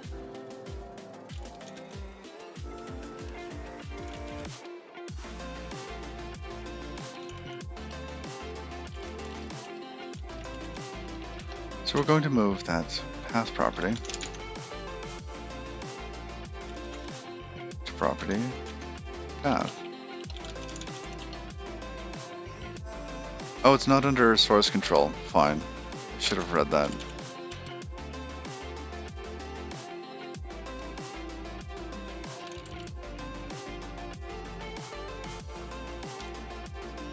Rust lib.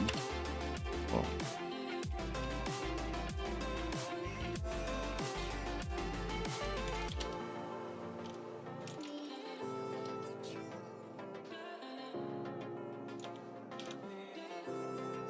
Property path, good.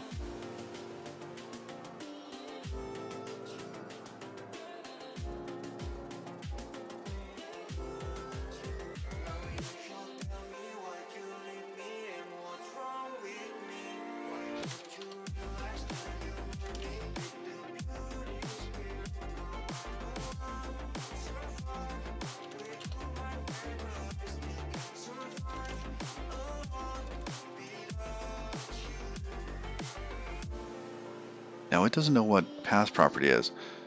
So let's say this is property path.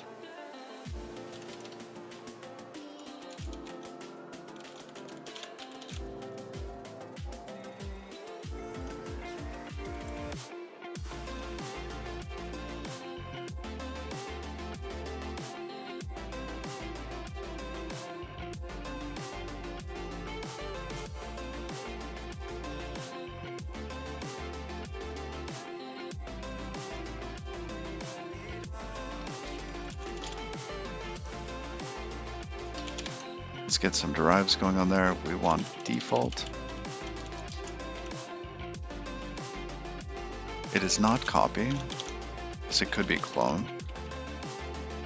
Get past that path. That looks all right there.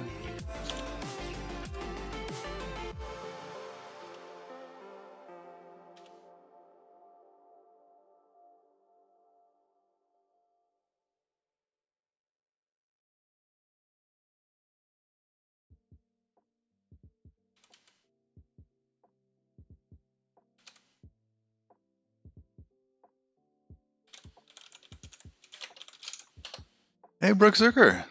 How's it going? Welcome, everybody. How was your stream? And for everybody that's new here, we've got some commands here. So if you're interested in dot files, etc., we've got a bunch of elements there. We are currently working on a project called Legacy.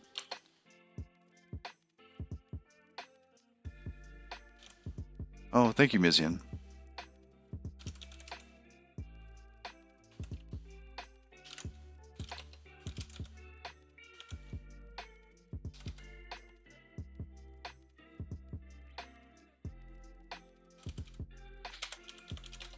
PubMod path. There we go. Almost got a gain life feature working. Oh, awesome. Were you working on your stream game? That's pretty cool.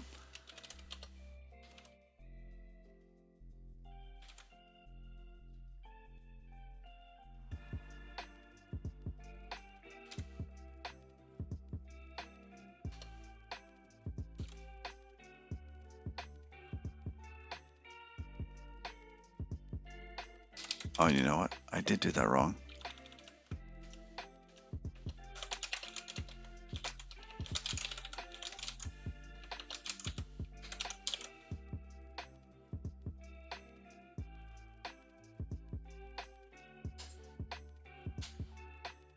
You now have a heart that chatters can drop. Oh. I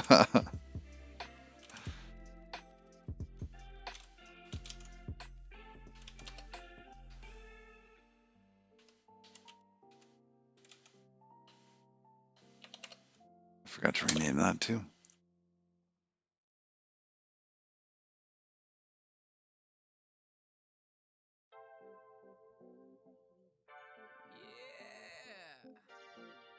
Ready for a night out.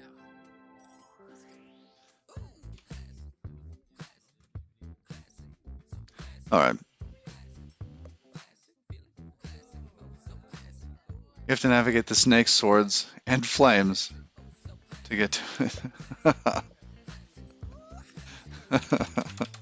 to see you all here tonight. So crack beer, pop wine, so fresh, so fine, oh my. Almost getting something working is how you like to end all of the streams. Just very closely, nearly working. All right. Ah, yes, no longer copy. We can't use the Aether type.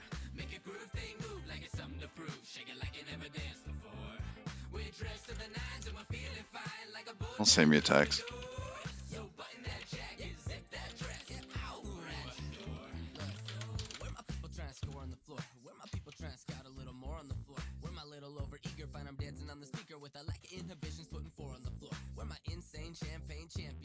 What? Wrong number of arguments? Expect a zero, found one.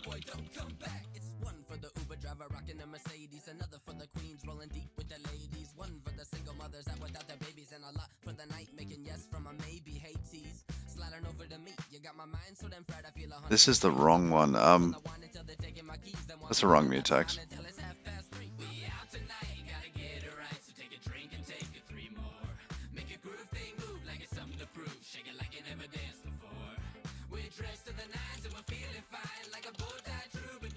No, it's mutex data.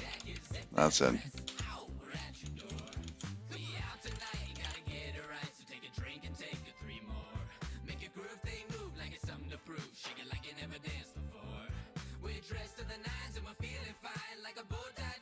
It's a cliffhanger, yes. Oh, what do I think? Let's take a look. Oh, that's nice.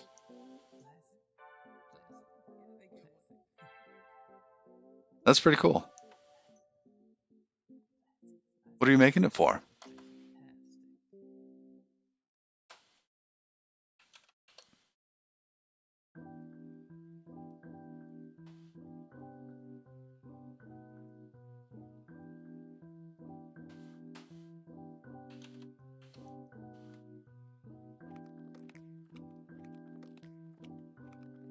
Oh, I see. Nice, nice.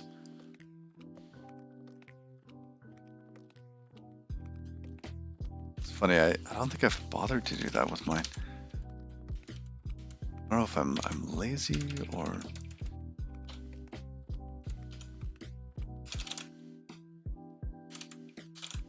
Oh, interesting. This register doesn't have it doesn't have self on it.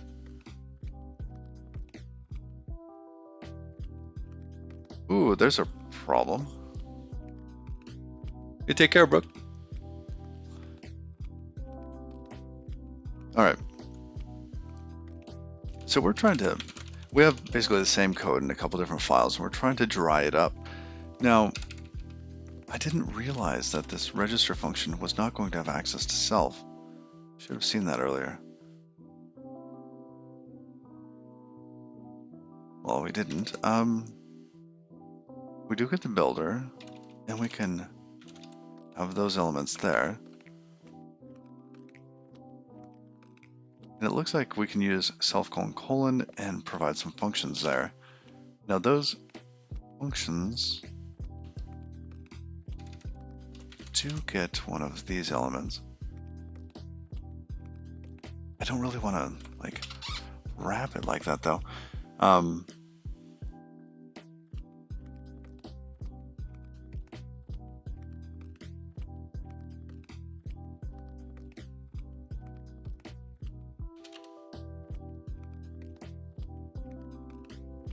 So this here, how does this work?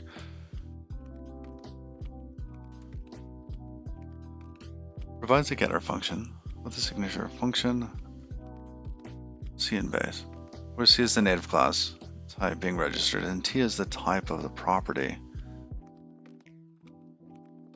I see.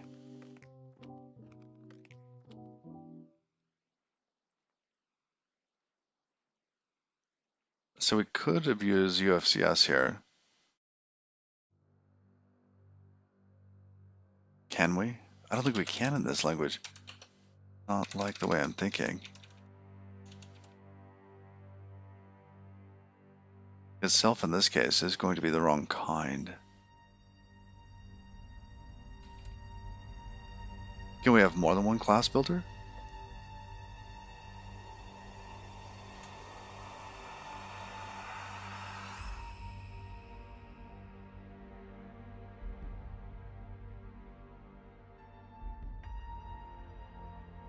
I guess we...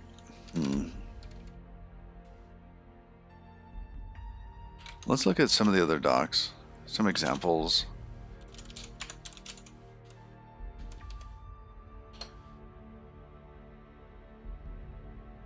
Technically, it doesn't have to be on. It does not have to be on self. I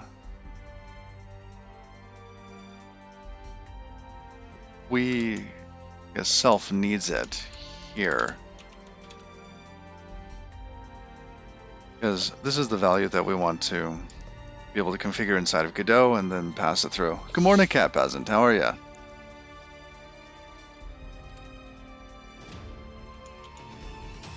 That's in part of the login process. Property path, no. Path apply builder and builder.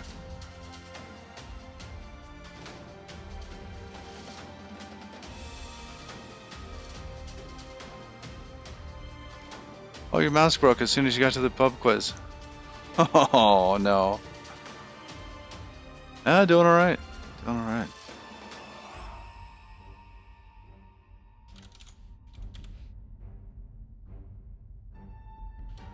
I'm not sure that would work, Museum, because of the way that the class builder is registered here. I guess we'd have to do something else here. So it wouldn't be on self-register.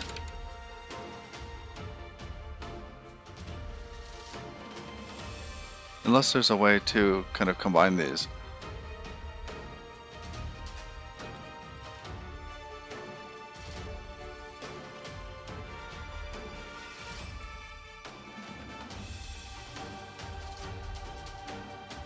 So register with. Oh, it's not going to jump to it. Godot Rust. I thought I had seen a different way of building those out. Let's go to the code.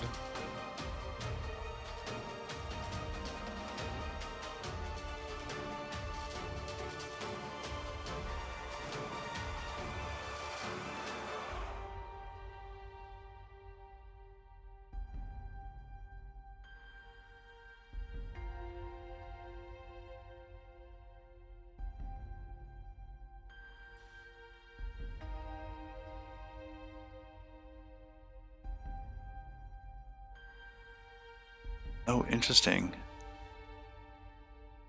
Inherit from resource.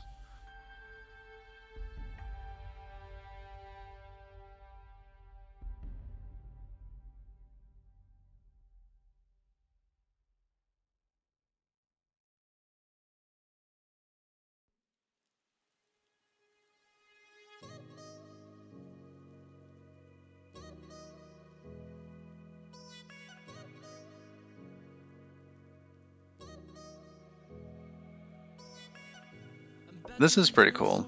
I think we should probably do it this way. I'm sorry to say this, but you aren't good for me. About to change it all, about to cut you off. So if we inherit from a resource, so why don't we create a resource which is a path resource?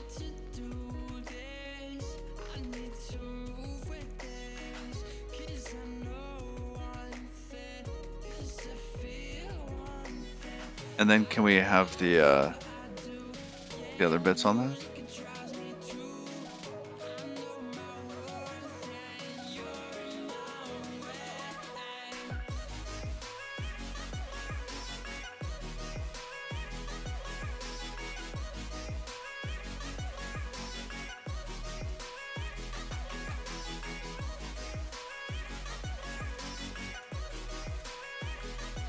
It's possible to export any type that implements export to variant and from variant using property.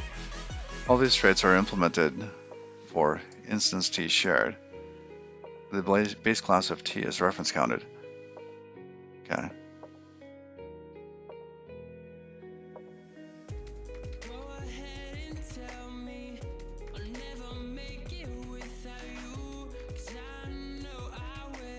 That's interesting.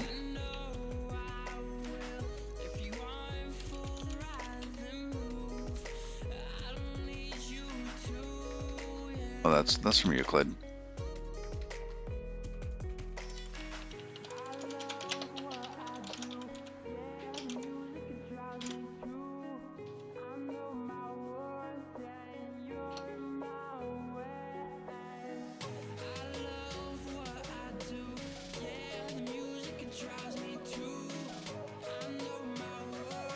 You know, parse broken insert and select statements in your database.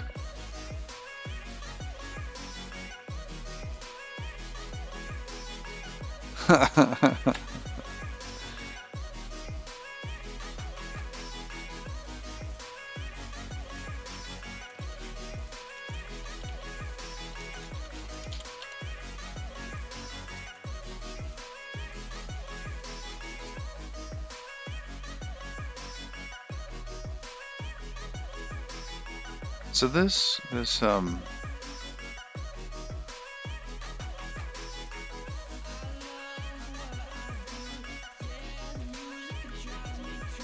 what is that type that they're extending? It's native script. Native script. Something Museum said forever ago was that those macros implement trait.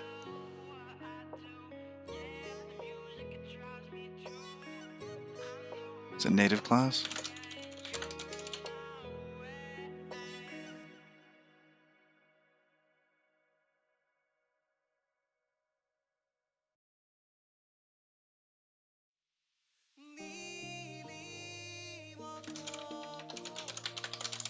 Derive a trait with the same name. Okay. So if we look at the trait, hopefully it'll give us a little bit more info on this. So we have base, we have that. Then they have register properties.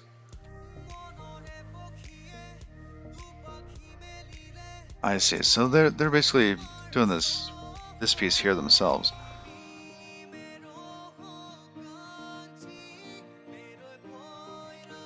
And what is a resource?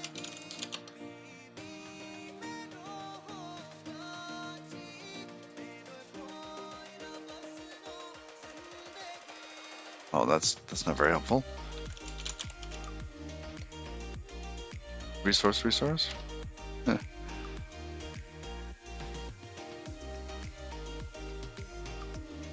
I think that example was actually the best we had so far. This little bit of text here.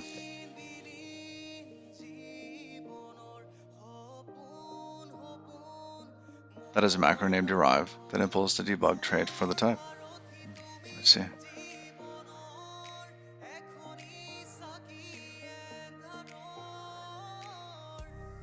Well, we're going to try to create a path resource.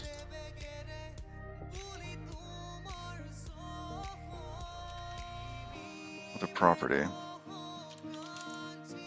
Now I feel like they should be in a resources directory module.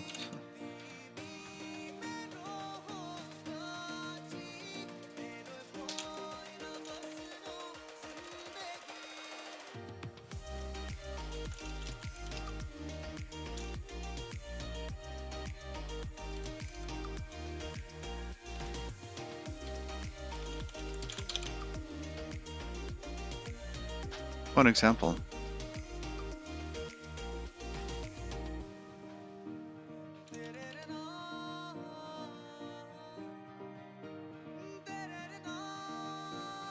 Macro rules, debug. Okay.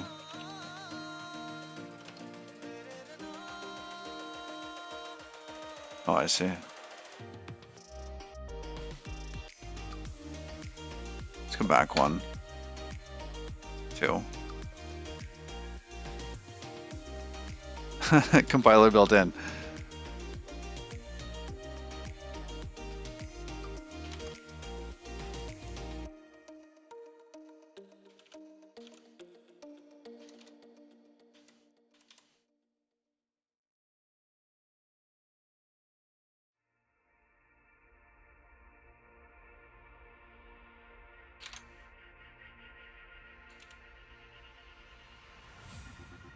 Derive, native class, inherit, resource.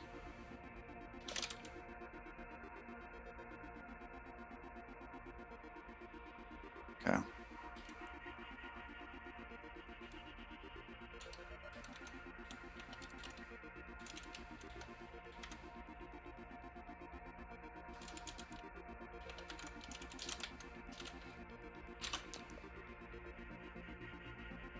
So it takes the resource owner there.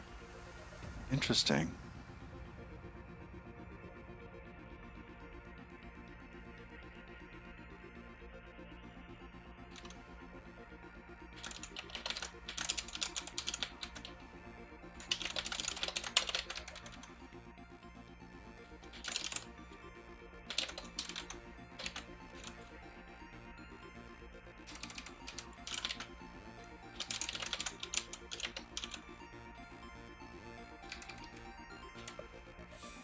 Okay, let's get rid of these. We have the say hello function, some other stuff. Oh, we have to have methods. I forgot methods.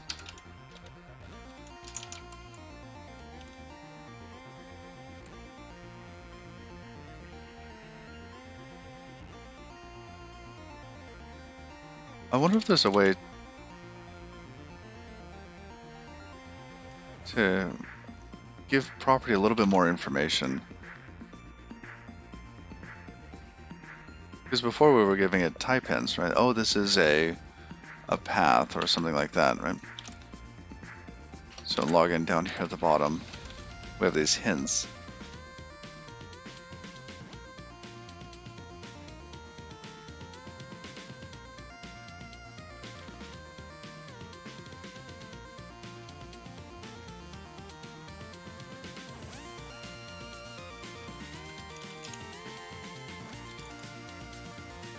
So if we look at native class, source,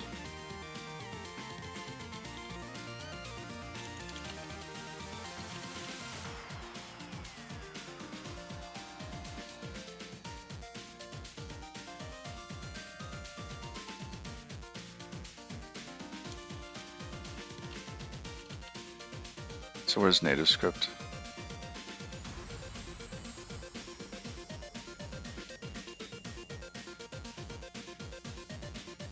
See, I know that there's inherit, I know that there's property, register with, but it doesn't tell me what the arguments are for this. The parameters are.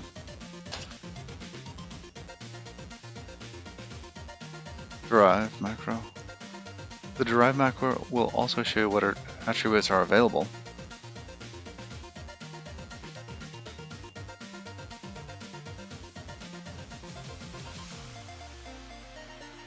Are things...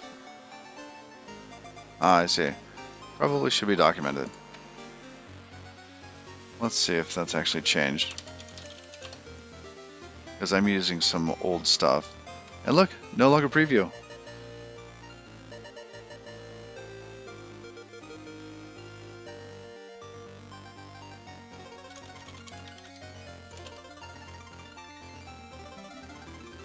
Oh, still not there. Ooh. Value.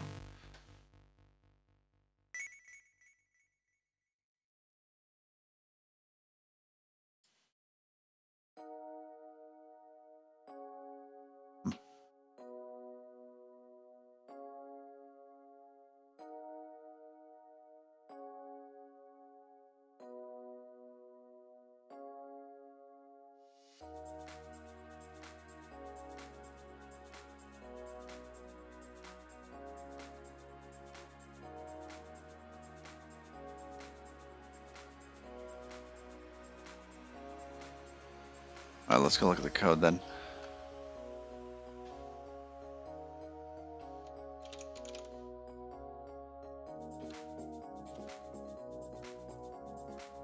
One can add documentation to the macros. That's a great idea. I mean, maybe we should do that.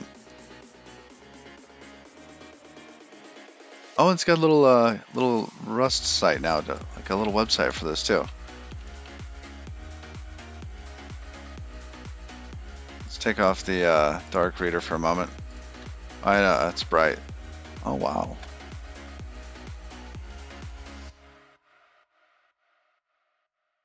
That's not bad.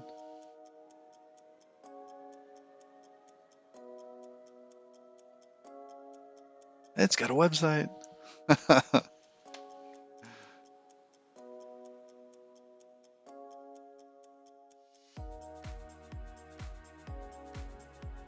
Just put the dot comments above the macro entry point.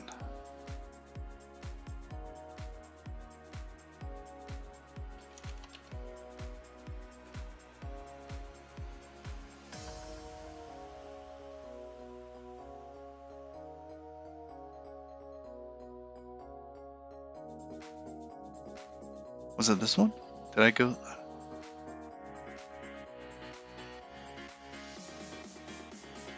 Ah, I see. Yeah, they have quite a bit there.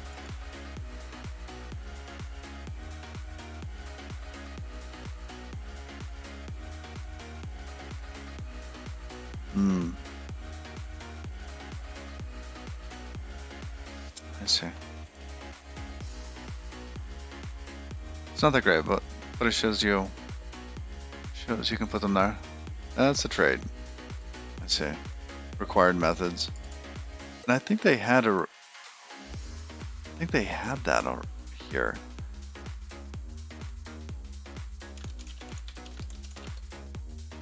So here they do have these bits here. Yeah. Oh, look at the derived macro at the bottom.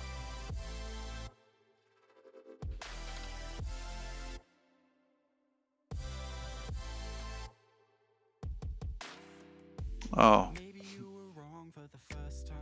Oh, that is nice. So this is what we have.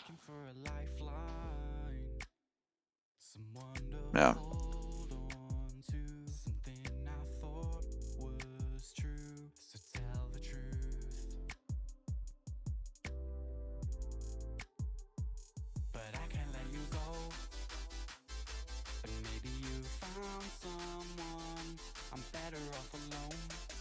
So where was this? This is GD native derive. Oh, you know what? We have the source for that.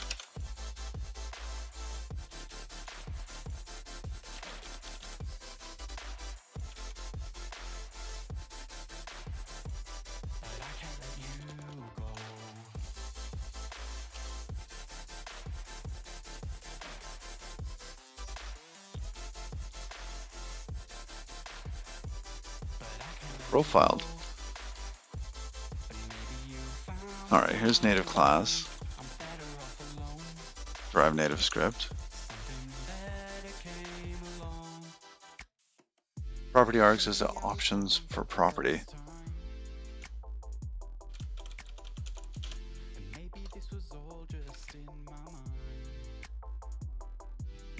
Oh, wow.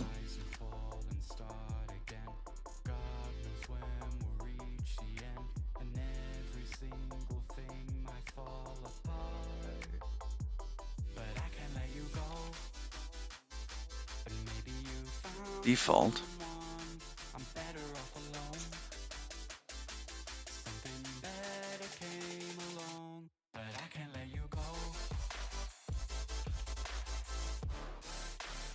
That's pretty cool. So you can optionally set these elements there. Before get, after get, or set after set. Oh, and there was a PR for this recently.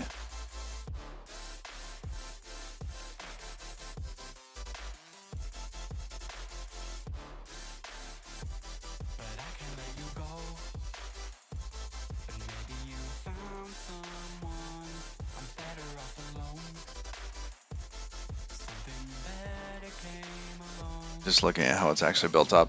It's pretty neat.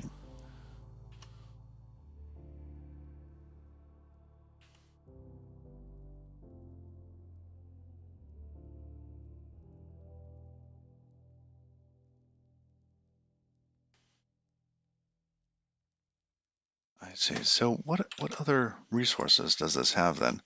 Because it seems as though I shouldn't be using string, but some sort of path? Is this a resource?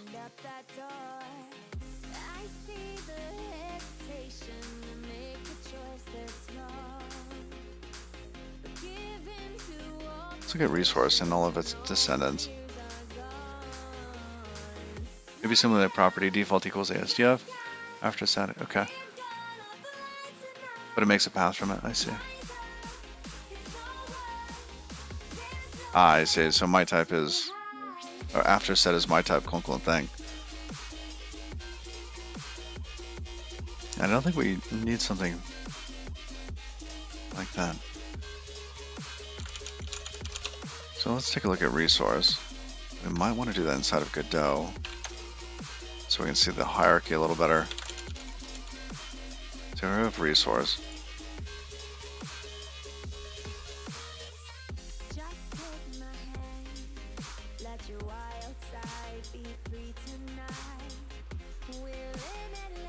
Not very many elements in there. It stops there before node.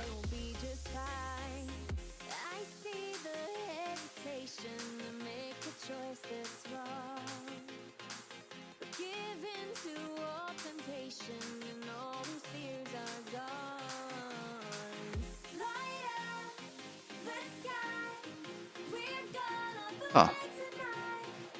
So maybe we can't use this. Because really what I want is a path. Essentially, I'm trying to build up a chooser here. So in these cases, like this. And how we can give it this type hint.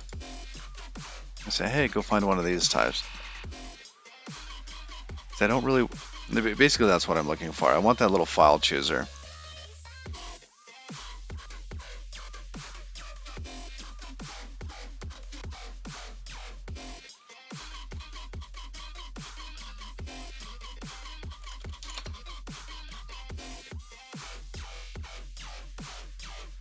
So these hints here. I'm wondering how to actually map the hint up to that.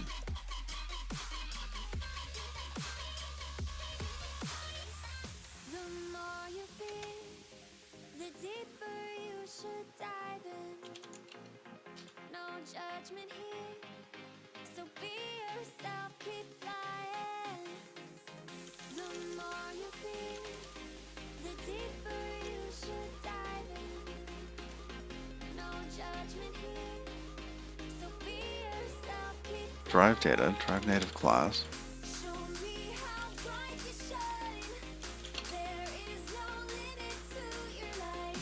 Now is your only time.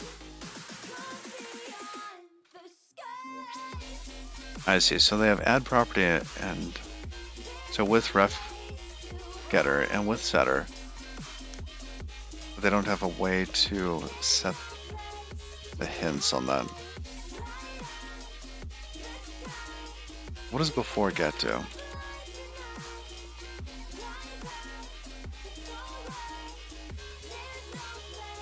Oh, I see. So you can have a function that gets called before and after this.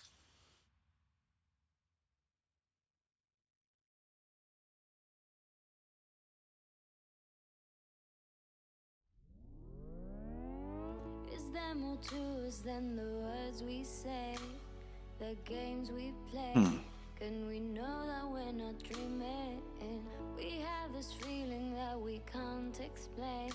Do this every day, but love will find its way. I feel your presence, but I can't help but notice that you are missing where I need you most. Yeah, we might be able to do a set hint there. Let's we come back here. But I can't stop. It'd have to be on builder. And I think those are technically getting called from inside of these callbacks. Miles away, but So we want something that actually gets a reference to builder. you hear these seas will never drown us out. I think that would be on the property itself, and we need it to be on the builder. We're in this together.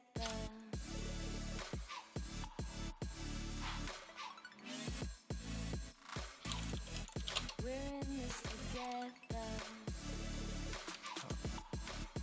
Oh, with default, might do it. You are a million miles away, but Because the before get and after get, still feel you. I think are in the wrong place. And let's make sure I'm actually using the best version for this.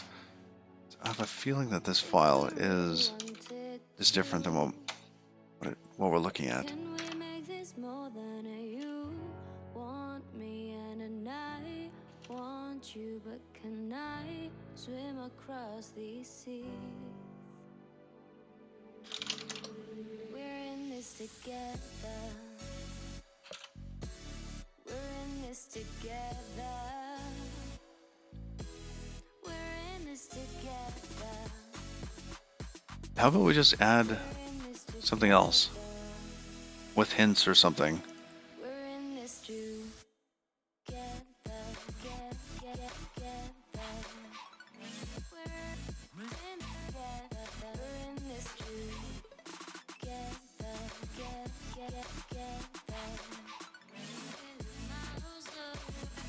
We're in this you are a million miles away, but I can still feel you. Oh my goodness.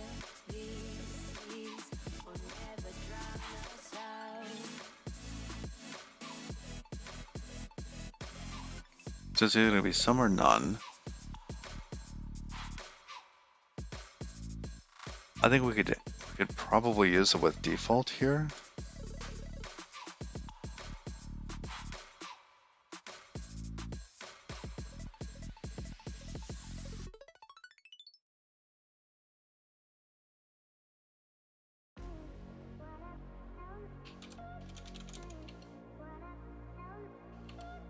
What is this? They have this dot here.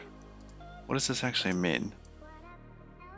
Oh, this is being called Ah, no, it's not going to work because they've just wrapped it up. So this with default ends up having dot with default yada yada on it.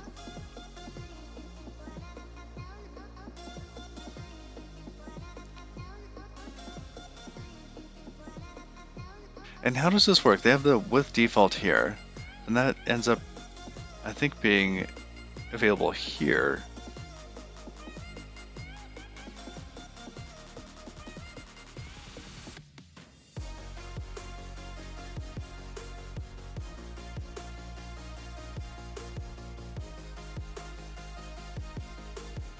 Hmm. But how does a sum and none actually map? So if that's a none, we say property builder dot add property, and then you have a none right there, and then you say dot with that. That just seems weird. Or does quote treat sum and none special?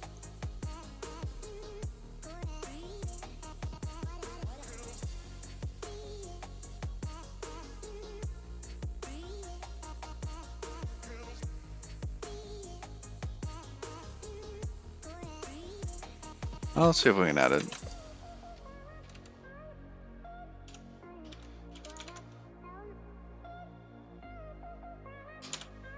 With hints. With hint. Because this is what we want to be able to specify.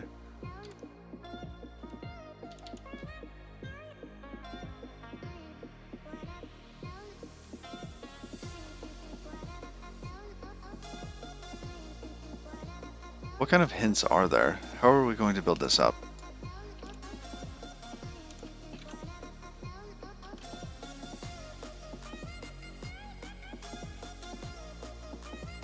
I guess that's where we were.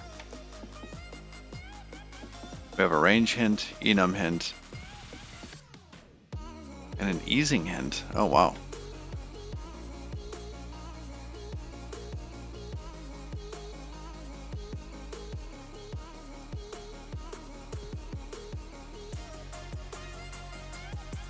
I see. So what does this actually want? Oops. This with hint is expecting something. This t colon hint.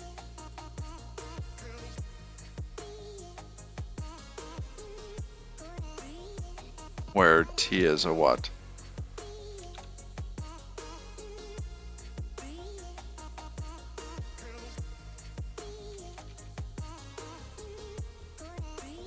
Alright.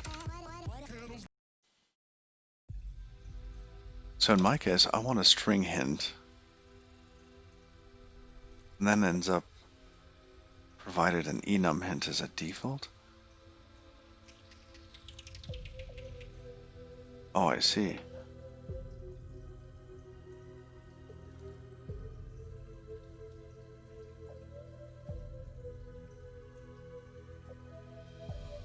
So if we wanted an enumeration, sorry,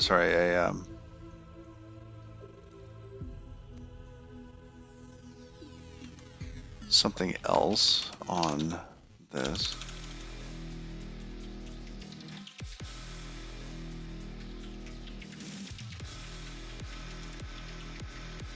Derive native class.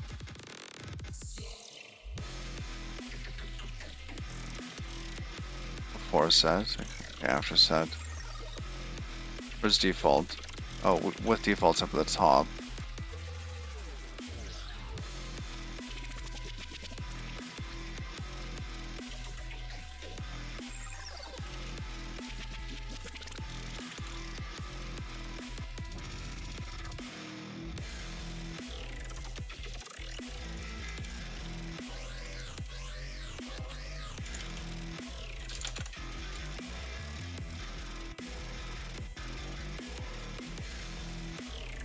Let's see, just trying to look at what they're doing. Forget. Okay, we're gonna fast forward that one.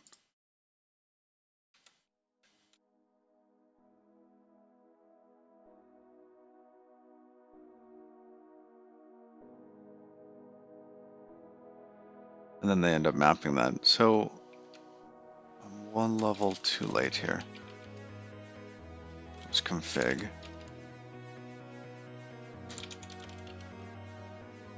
Oh, it's there. Data properties into.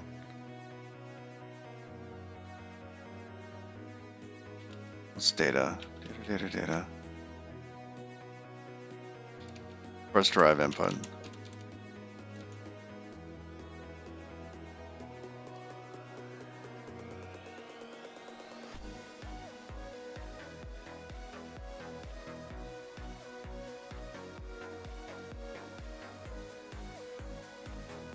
Do the base class register callback.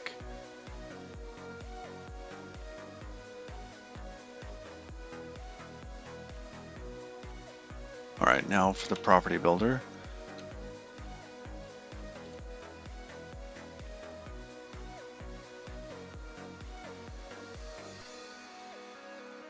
I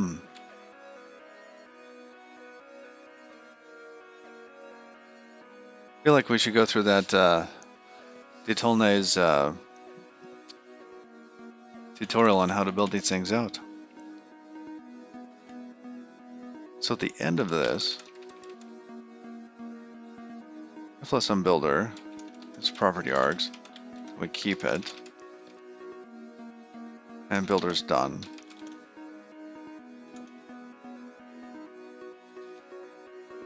There's builder. Oh, property args. Alright, so it starts out as a none, and then it might get created into something.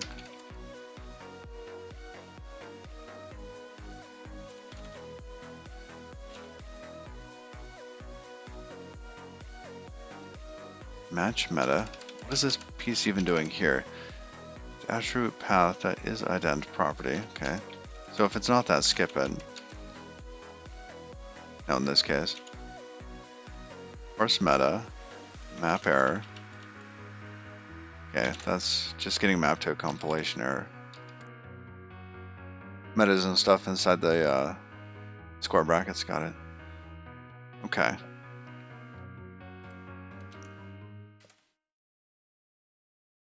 Ooh. So we have a list or a path.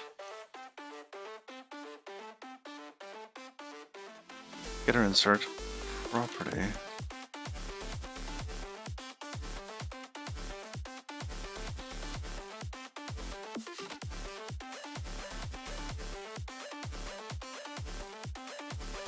I see, so we have to modify the property args builder.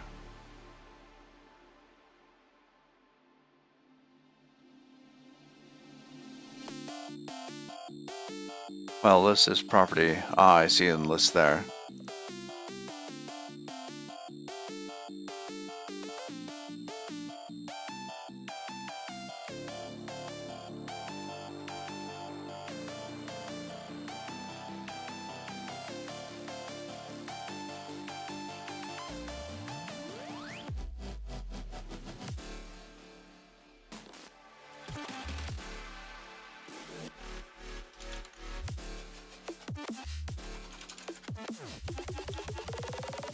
So if we give it the width hint,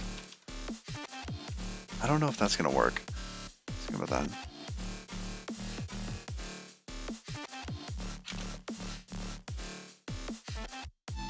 What is that? Because really we want them to provide everything inside of there, not the width hint itself. It is over here. Can they actually include something like that there? So if they did have this,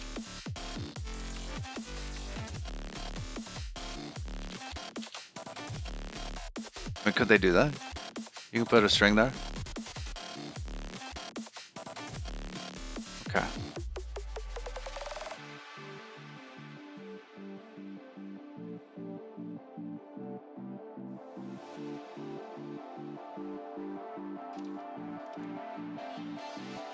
Wow.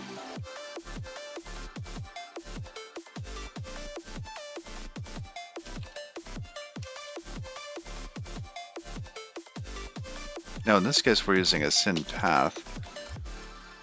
What else do we have off of sin?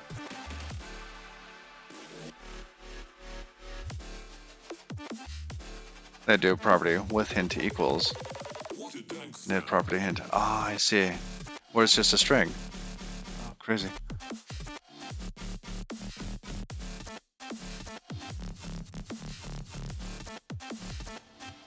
What is that?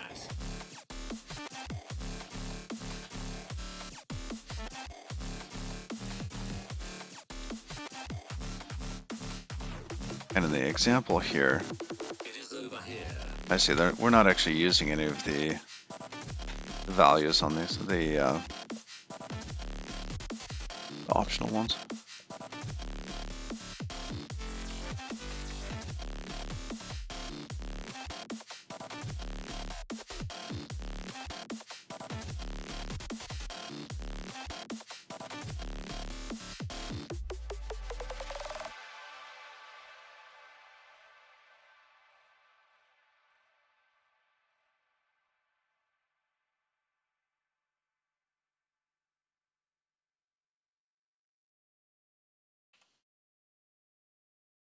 So here we extend property attribute args builder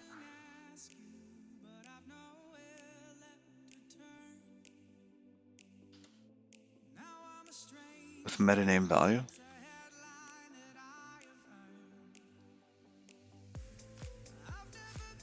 If the name is that, or that, I say, we do something specific. We end up replacing, oh, the literal string. Oh, wow.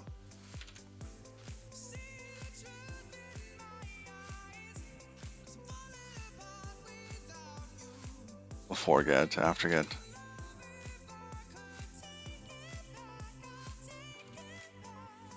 So they're parsing the string into a path. Wow, okay.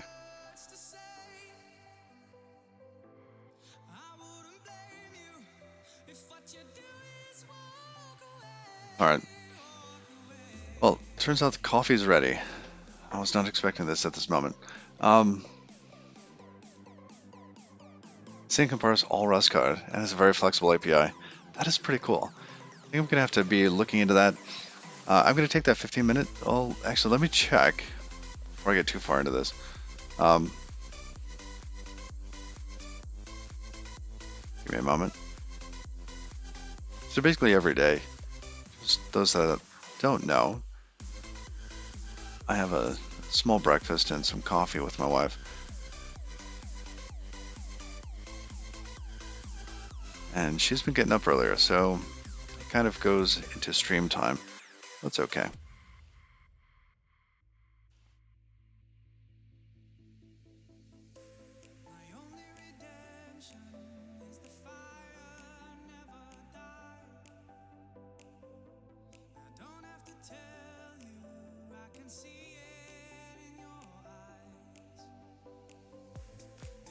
Yeah, I've got a 9:30 this morning.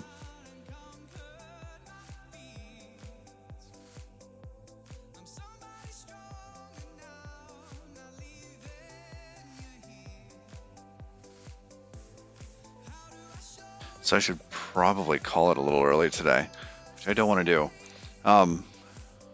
Just make them give you a function that returns a vector hint or something. That's a good idea. Let's see.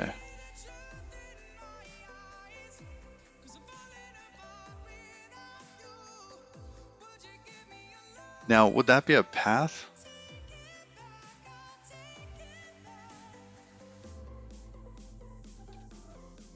I'm guessing it'd be similar to this. Whereas in these cases, they're giving a function as well.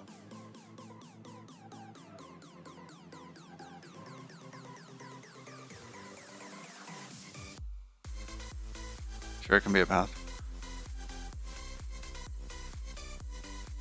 Because then it would be following the same pattern as everything else in here.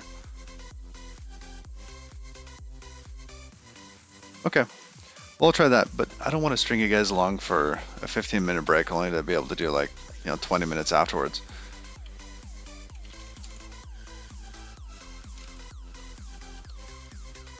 So self-foo. Gotcha.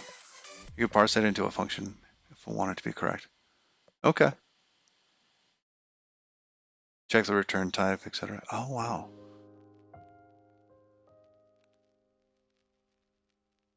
Oh, that'd be nice.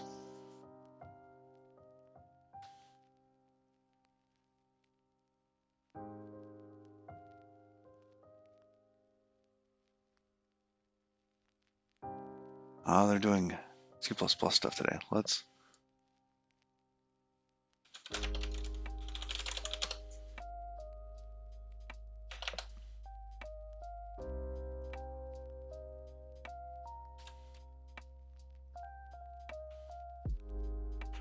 Let's go to science tech. Item function and signature, notably. Oh, thank you. Thank you for the references. Gonna scroll to the bottom, check for some rust.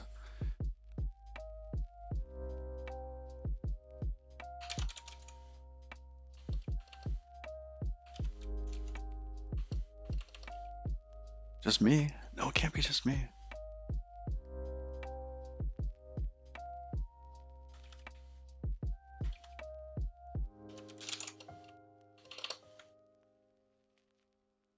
Wow.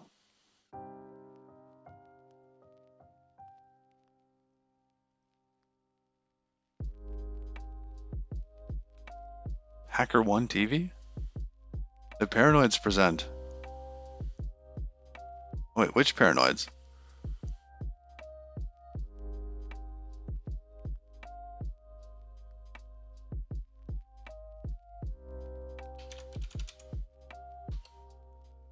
Somebody else doing Godot?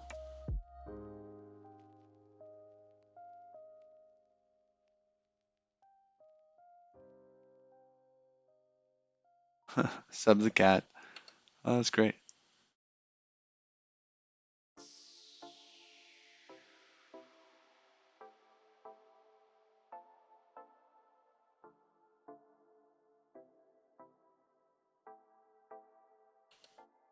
All right.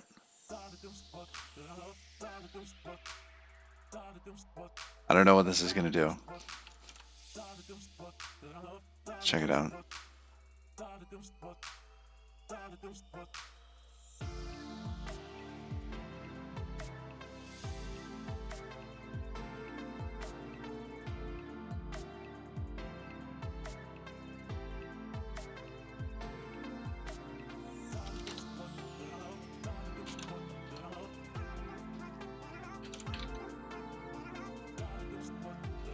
All right, so we'll give it a try. It's not Rust. It is Godot.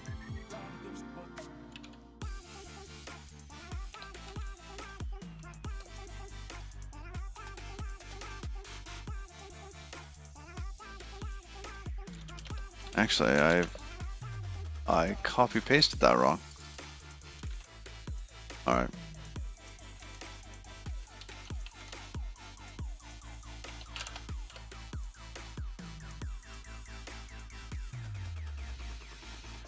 Well, thanks y'all for hanging out today.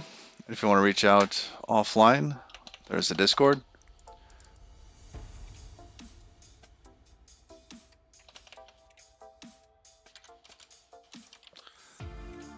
So, and while I would love to keep streaming today, I don't think I want to. It feels like a bait and switch, you know, going, heading out, getting some coffee and breakfast, and then coming back for like 15 to 20 minutes. So,